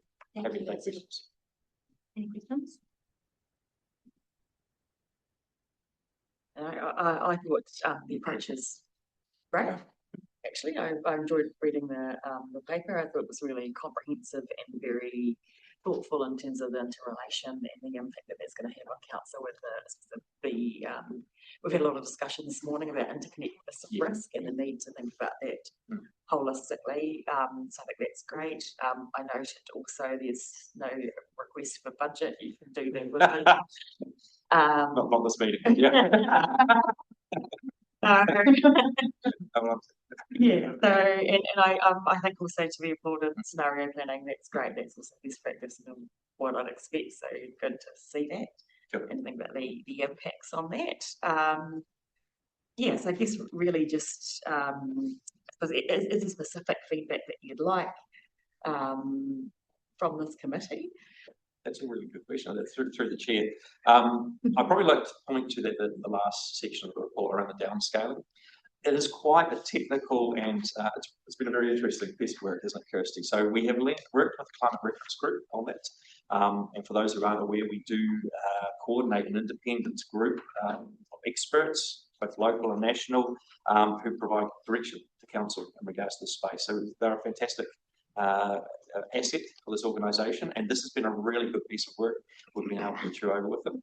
We've had the benefit of people like Dr. Jim Salinger. I've sat down with Jim and gone through data sets on climate change projections for the next 100 years.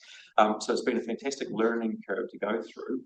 And so the information that's in front of you today, particularly that table that shows what the downscale projections could look like for this district between now and 2100, that's really important information for us to create the foundation for evaluating climate risk. So bringing that information to you today, even though it's still a work in progress, is very important to us, particularly as we then start to take that out and say, well, how does this apply to land use planning? How does this apply to asset management plans? How does this integrate with Gareth's work at the kind of strategic risk level? So that foundation around this, developing some projections for the future, working out what the narratives should look like, I think it's a really important strategic tool, as you said, for governments and the organisation itself. And where do you think, I suppose the council is at with understanding of how this will impact the various kind of areas of the operations? Well, I can imagine, look, one point we're making here is that it's no longer just an environmental risk. This is a compound. This is actually absolutely. It's emergency management, whether to other kind of areas of council activity. This will ultimately planning for the future is very uncertain at the moment. So particularly developing up the predictions, the scenarios, will provide a tool that we can use to stress test some of the decisions we're making. We can't predict what the future will look like, but it allows us to start getting a sense around what's most critical, and therefore what do we have to have an overall approach around, and then we're looking at planning for that under those worst case scenarios, versus those other areas where we can take a more adaptive approach to planning.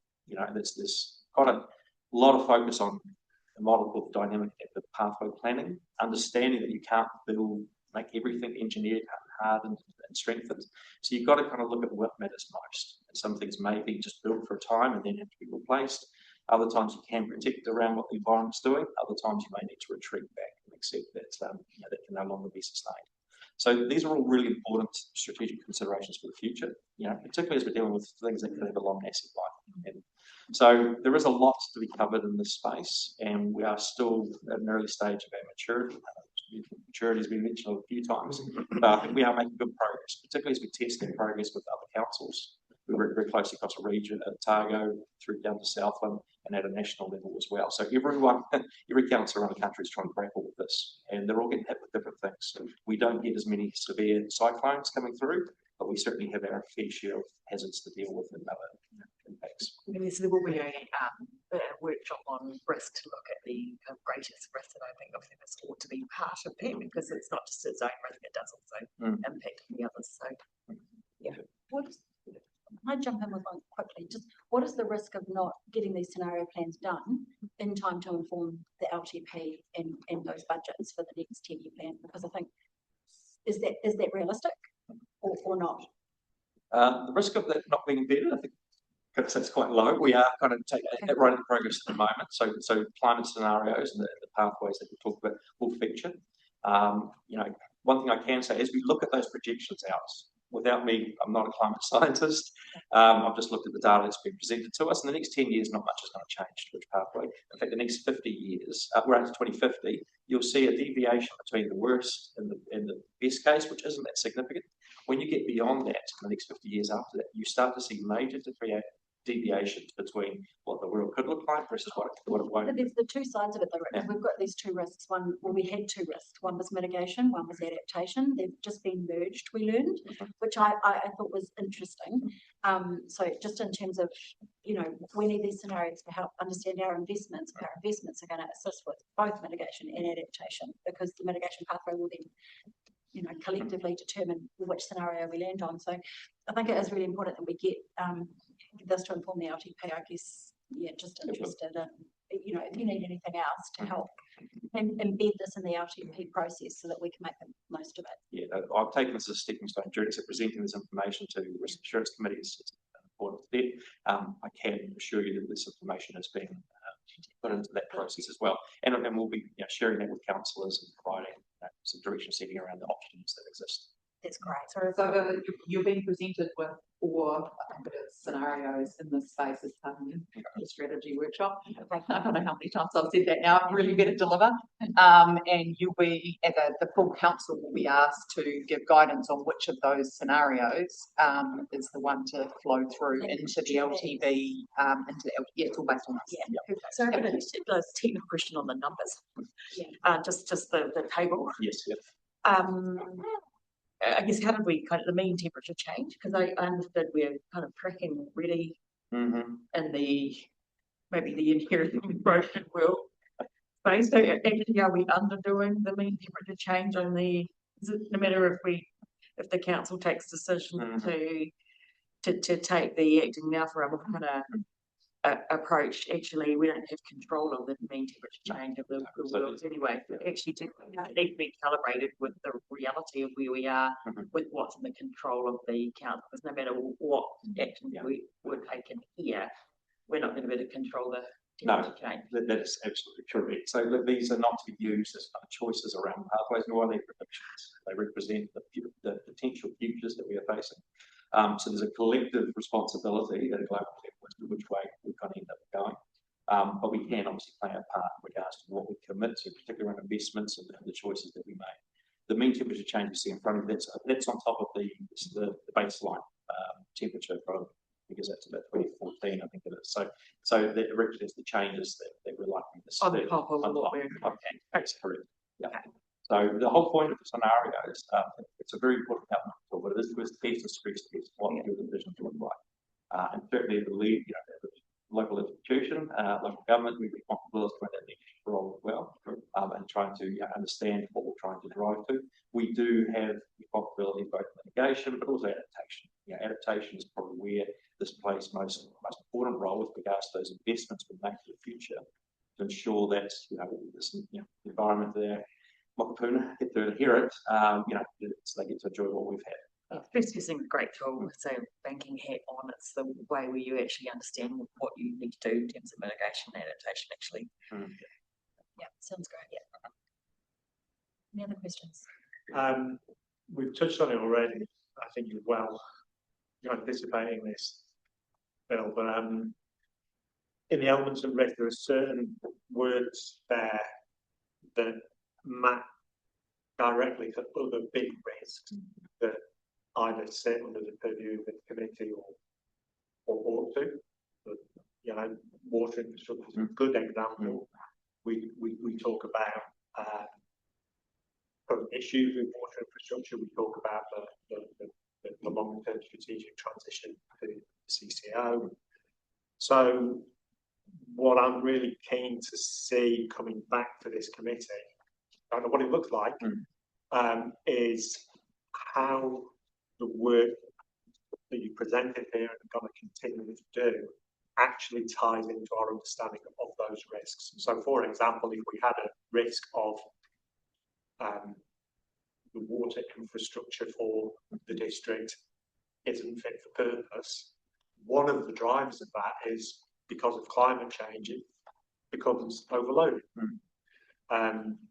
which is quite different in terms of how you identify that risk versus, oh, we haven't maintained it and there's cracks in it. But the risk, when we think about what could go wrong, it's the same thing. So you don't have to answer it now, but that's the sort of challenge that we've all got. How do we say this is holistic? You can see it touches everything. How do we reflect that in our understanding of those other risks? Because what we've got to make sure is we're putting our limited resource to the right areas. Yeah. I think that goes to the risk management system, the discussions. Yeah, I think so too. Yeah. I think it also goes to the investment planning, strategic planning system. So the way that we're approaching the infrastructure strategy is this is one of the areas what we're calling planning settings, where we'll discuss the different scenarios that we're planning to, and then it flows through into the specific activity areas. So if this is the scenario in relation to climate adaptation that we're responding to, what does that mean for our planning, our future for transport infrastructure, our future for not water infrastructure, because that's not in our plan anymore, or solid waste, for our community facilities. So that is how it's flowing through our planning process, but we can certainly think about how you link that specifically to that's driven from risk. Yes, Feeding it upwards into Sean's work, I guess, too. Absolutely. And look, it is a very complex field, right? But we will be within our council boundaries looking to look at our asset portfolio, how we translate these kind of climate scenarios down to asset level understanding of climate risk, and it requires quite a lot of connection points working through, and the expectation will be the same in the water entity as well. And do we keep have we got a repository or a report of that's what we're working towards having against it at yes, it's not my area of the council, but certainly asset level risk is a key part of how they plan. Right, thank you. So, great stuff. It's going to get more complex in the future along with all the other things that we talked about today. In the scenarios you're looking at, given the time frame that we are required to plan for our assets, and looking at the Otago report, which is possible more to then maybe it's a penny question. Is in 30 to 50 years' time, given current projections, Queenstown will likely no longer be a ski resort. It'll still be a cool destination. No, but I'm just saying what's going in the report. There will be the snow days will reduce substantially, and then everything else around the world. Have to be thinking around how the economy and communities of Queenstown Lakes area would adapt to that as it changes, as it is changing. Is that being included, or is that too far out at this stage? I can speak to this, so it's part of the narratives that we produce. I mean, the impacts of the economic sector are significant. It's very, we will see severe weather events, volatility will increase, right? You may have massive snowstorms that come through, but you have dry spells and warm periods as well. So it's very hard to say predict. But I'm sure, I'm positive that areas like the ski fields and others are actively looking at this information as well, planning for the future. There are quite significant economic implications when you do look at culture, agriculture, and the rest of it. So this is a national level conversation. And one thing that does go with the National Climate Change Risk Assessment is the National Adaptation Plan. Right? So Climate Change Commission produced the evidence. The government is then required to develop a National Adaptation Plan 2 years later, so they've got a bit of time. But that should be responding to these kind of big areas of risk. And that kind of responsibility cascades down to local government as well. We're expected to look at adaptation planning. And natural hazard risk is often what we look at, but these other considerations around impacts to communities should be part of it. Absolutely, because we might end up in a position where there's just this uninsurable assets or financial. Correct. Yes. The insurance industry are all across this. Yeah. They don't want to become the de facto regulator. So I guess then what's the implications for council? Yeah. I think the broader economy question, though, highlights the importance of ensuring our economy is diversified. So the ongoing maturing efforts to diversify away from any tourism-based sector, but particularly those that could be affected by climate change, will be an increasing focus in that diversification space going forward. And when you do it, certainly recognised. Absolutely. If you use the climate scenario program, there's opportunities in your area because yes, that one. Yes. Yeah, so there's that balance. Without throwing QAC into the, but I have reviewed their climate risk report and the opportunities as well. So that's extremely good work in terms of how they look at that. I mean, at least now I mean we can just modify more. Look, there is a risk that we won't wrap up this meeting by our time. So I'm just, are there any other burning questions before we wrap this up? And apologies because if we did a bit shorter earlier. Useful, yeah, and look, thanks very much. It's so exciting that Snow Panel is going to sort of influence our LTDs and we're going to talk to teammates and the city. So yeah, really appreciate it. So the motion is to note the report.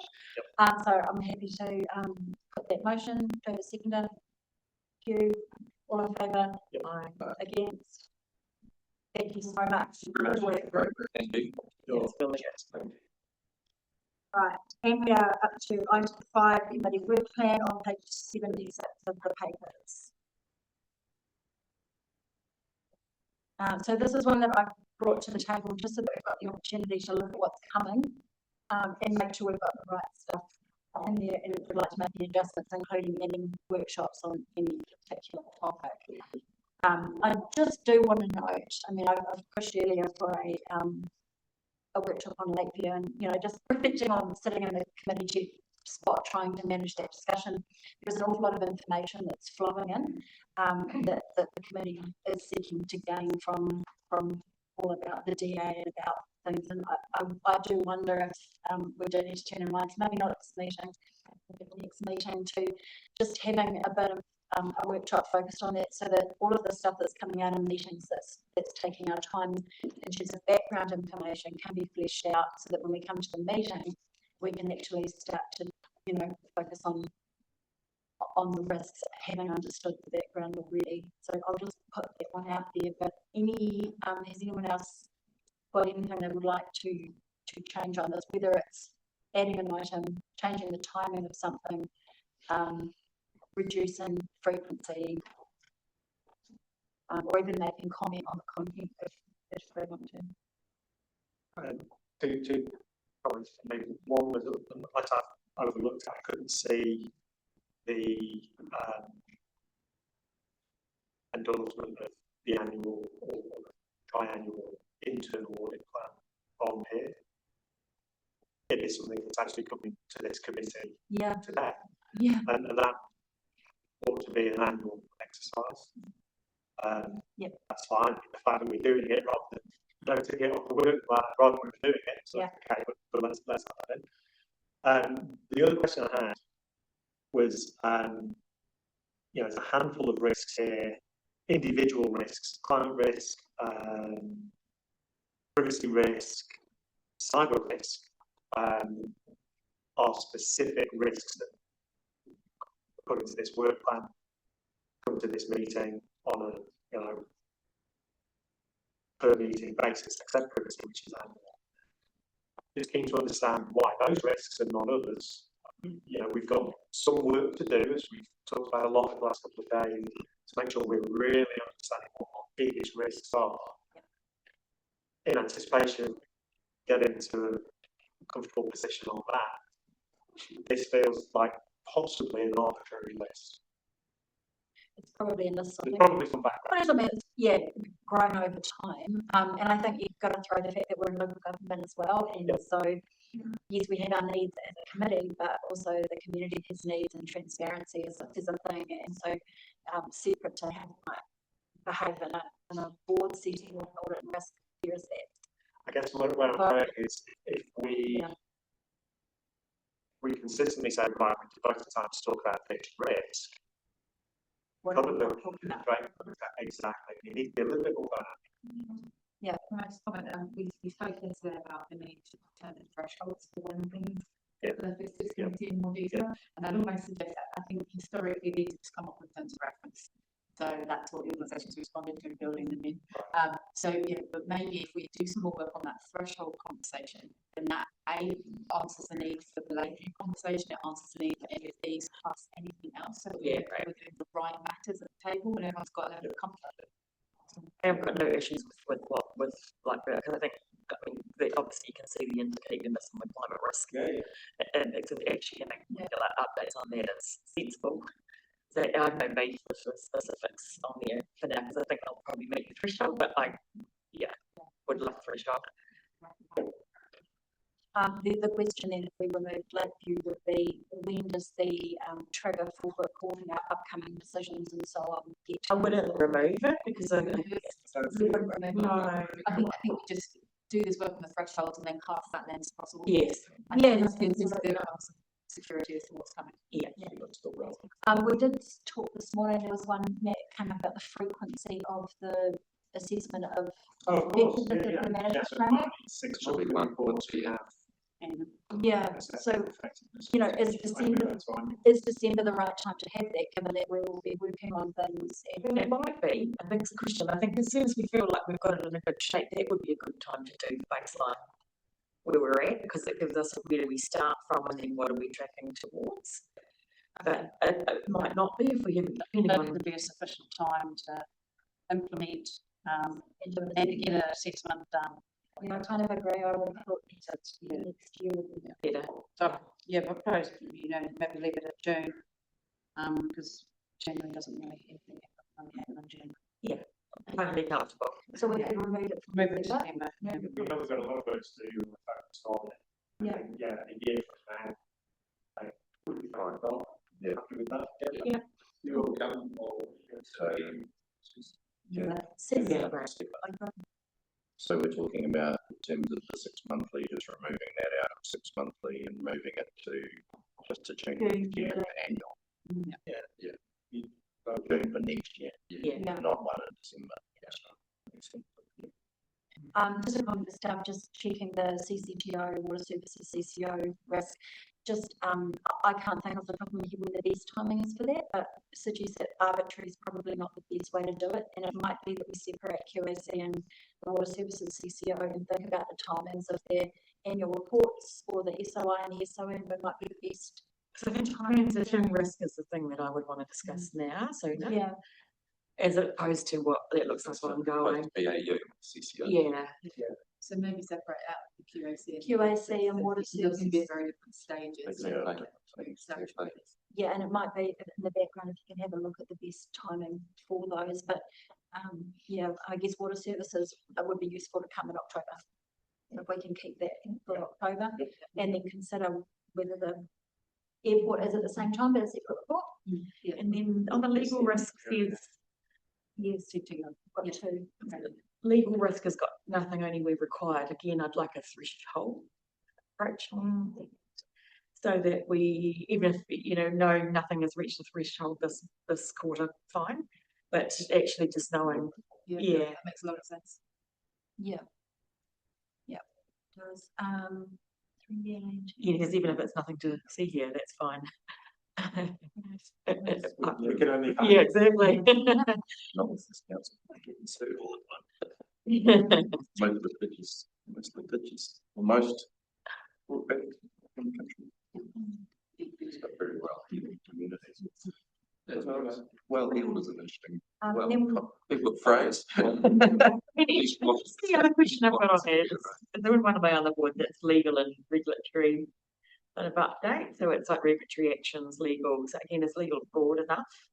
Are there, is there things in that kind of, I suppose, yeah, those are good. Yeah, for me, I think we talk a lot about risk, and I know the control side fits into the risk, and maybe when we have the risk update, we have sufficient time to chat about the controls around each of those risks. But we have part of our terms of references to be satisfied that the control environment, and it's almost set out separately in the terms of reference. So I just want to make sure that we're getting sufficient information in front of us on the right things, where we can say to council, yeah, the control framework is adequate, and sort of thinking beyond the standard.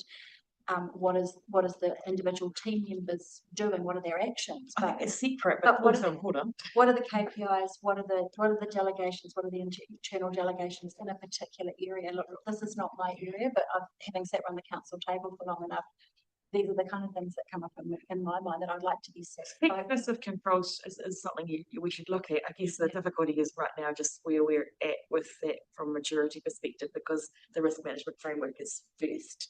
So actually getting that right, and then so like in banking sphere, yes, you would look at the effectiveness of controls annually. Yeah. Say, but there will be a bunch of things that kind of come out of that. It's just at the moment, could we do that? I'm not sure we could. I don't know. I mean, there is discrete packages of controls to me that sit outside of potentially a normal risk. I'll just finish this one. One of them might be the delegations framework. Now, our delegations haven't been reviewed comprehensively since 2014 in terms of our delegation to the CE. That is part of our control framework. So are our significant assumptions in the LGP, which I think are in here as one. So what I would like to do is get to a point where we've got our terms of reference, we're happy with them. It's very easy to tick off that we're covering all bases. And at the moment, I find it difficult to see that we are. But this might, we can have a longer conversation about this some other time, because we want to move on. I'm happy just to move a couple of things and then we can ponder on it for the next meeting. Yeah, sorry, Catherine. So the compliance oversight legislation and council policies item, that is your controls. That is the policies that are in place, whether they're being monitored, reviewed, and the legislation and whether we're complying with the pieces of legislation. So that's where those. And would that include delegations? And delegations. So we have a compliance policy and. Perfect. Should we make it clearer that it's also controls? Because controls might not just be policy. Yeah. If that is where it's meant to be. So control and compliance. So, or council policy and controls. I'll just add as well, Or is the that delegation separate? policy is, the delegation's policy is under review at the moment. There's a big piece of work going on that. And when you talk about regulation, I'm assuming you're talking about Regulatory action, that type of thing. so So that, regulatory action, things that where we are being regulated, Yeah. rather than where we're Yes. regulated. exactly. Okay, so that comes Yeah. with that compliance. Yes, So what would be useful is if under risk management and under control and compliance oversight, we eventually get to the point where we've got a list of things that we expect to come in those reports, almost a template of headings that are covered off. I think because we're going to end up with quite a big risk management section if we end up not looking at specific risks and having individual reports. If we start working on a trigger system, but we can have. So that the controls is a different point to mine. Mine is around litigation risk being too Yes. narrow. We Yes. need to be the Yeah. regulatory action. Yeah, no. So I think if, but in the controls, I agree too, but I think. I actually think it's actually look, if there's a regulatory action being taken against us, it is run through our legal team. So I think that is, we can clarify that more, but I think that is where it will be surfaced. Yeah, good. I just want to make sure it's going to be, so that if we put it in the heading, then it'll help. And similarly, often legal action taken against the council is when the council is exercising one of its regulatory functions and someone is challenging it. So it all fits in that space. Okay. I can just say that if you go back to your last agenda, the compliance oversight paper did have all the consents and where we are with those. Yeah, so that's where you can start. Right, what changes did you take from that, Catherine? Just remove the December assessment of effective risk and adding in brackets after legal risk. Internal audit, putting brackets in there, including the annual internal audit plan. Yeah. And can we say that the legal risk heading to include regulatory action? It will do. Yeah. Yeah, could we? It does today. Okay. Yeah. Right.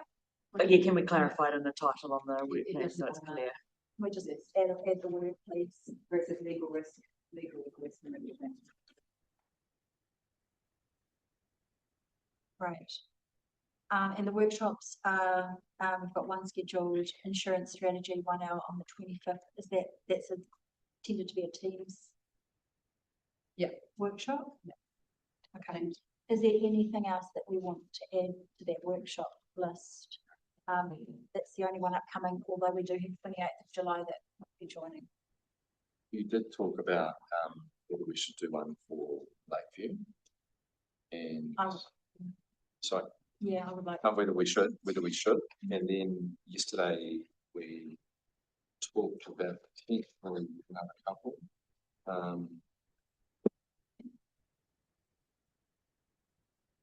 Yeah, I think it was Review shot. yeah. Well, that's a separate one. But I was thinking of when we're talking about strategic growth, spatial plans, network implications, all of those things. I think I made a little note to myself that we were potentially wanting to do a bit of a deeper dive into that topic, but I'm not expressing it. I need to check my notes a little bit. Yeah, we'll need to.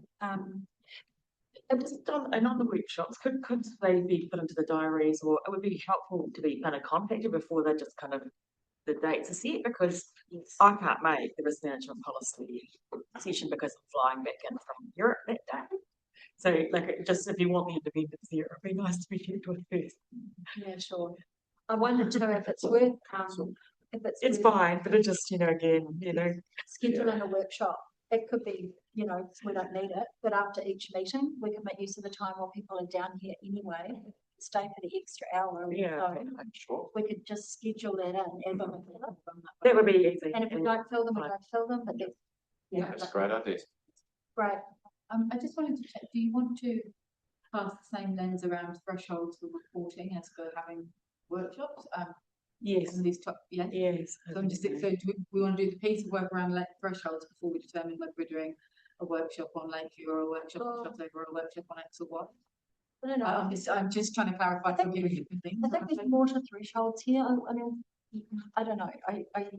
We need some principles or criteria. Yeah. And we can call them thresholds if you like. Yeah. It's principles or criteria. Yeah. This thing Yeah. like this. We can put quantitative Yeah. and qualitative, Yeah. give the dollar terms, and give the. Yeah, Yes. it's probably matrix. And it may be Yes. the council has signalled that they would like something considered by the committee, that might be one of the criteria. That's like. Oh, yes, I mean, that's a different thing entirely, if the Yeah. director to do it. Yeah, So this Yes. might be one of those things it's being I mean, directed by council. there's no direction from council Okay. to have a look at it. My suggestion was just more around, that takes up a lot of time, that there's a lot to know about it, and having sat around the table and dived into it over many years, there is a lot to know to make informed judgments about the risk and whether we're seeing the right things or not. And I just wonder whether it'd be useful, there's no. So maybe, I guess my one worry is just getting swamped with miles of information and actually just knowing what we need to read or not. Well, Yeah, I mean, I don't know. Yeah, that one's don't a know. classic, in that if, I for one, as a member of the committee, want to be able to really provide informed input on that, I need to do a workshop on it. Yeah. Yes. We can do a quick work up with some principles criteria Yeah. for the group to consider. Yeah, And great. then I think, if that's an important consideration, it will flow through if we've got the criteria on. Yeah, what do we need to be able to do our job on that? Yes. Something that is so discreet and so major. Yeah, and if we're spending so much time Yes. essentially having a workshop at the meeting, it would be useful to just. Yeah, more than happy to stay for an hour or two afterwards. Yeah. That'd be great. I think it'd be helpful to have very clear target outcomes of all which, Yeah, And not beforehand, get together what's the and purpose? discuss Lakeview. yeah. What is it? I think beforehand, I'd like the work to be done by line one risk as well, actually, so them understanding where their risks are. Because I like the paper that came through, great, it's got kind of like a narrow set of risks, but it isn't, obviously when he was chatting, there was a lot broader set of risk that he is actually managing. So I think starting with that and then having the line two review of that and then bringing it up to the committee is how it should be working, so that we're not kind of, like there should be a kind of hierarchy, I think, of how that comes to the committee, so we're not in the minutiae of the detail. Yeah, as long as we've got sufficient assurance based on evidence, it comes back to this, do we just trust what we receive, or do we need to? But we still need to test that. We But test it does need to go through management kind of channels Yeah. first. Yeah. Don Lakeview, there has been numerous public workshops already. I'm just wondering whether we collate a few of those links for you. Yeah, start with that. There's plenty available, and the developer themselves come in regularly and do a workshop, public workshop. So we can give you some of those links. Yeah. What I'd like to do is dive into the stuff that we don't know that goes on, the frameworks. Well, let's do the workshop. I think you're right, Alistair, which is it's quite difficult. It's just, again, I don't want to spend a day on stuff that maybe we don't even know. Yeah.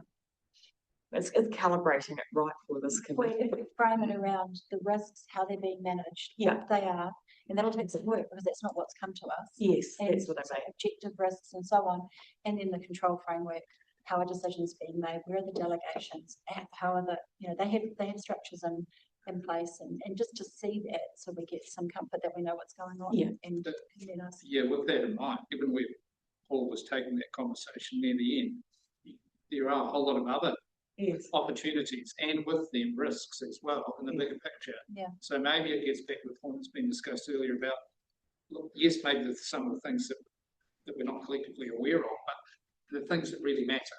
What are the key elements that are going to have big impacts on the project and our future as a community and economy? But that might help, because otherwise there's a tendency to get into way too much detail. Yeah, that's what we did a little bit today. I think my reflection is that there's, yes, Lakeview is a big and important project. It's in train. There's a lot of other ones as well. And that's what I'm worried, again, a lot of functional Lakeview. There's a lot of things happening that would also be good for this meeting. I think once we satisfy ourselves, we can move on. I think the point is we've not done this, and so it hangs and remains there. And once we've done and seen and sorted it, then we can go, we're satisfied, move on. But otherwise it's going to hang over us. So yes to a workshop, but Yes leave to a the work workshop. first and not just kind of sending us like 100 things to read. Yeah. Yeah. Yeah. So much. Yeah, I'm sure, but I can- it's, the job for you guys. We'll work it All right, so, and so for just to add on to this, so we're gonna end up noting a report, with the changes mentioned. Can we just do that as sort of a, yeah. I'm just gonna put the wing note, the contents of the report and the changes discussed. Maybe just say, the general manager, finance assurance and risk to make minor changes as discussed. Okay, that's great. Approved for the general So manager. note the content of the report and Approve minor- request yeah. that staff make minor changes to the work plan as discussed. I'm gonna move that. Any seconder? You, all in favour? Aye, against? Great, thank you. Right, moving to public excluded. Sorry, I'll put that, sorry, that's the resolution.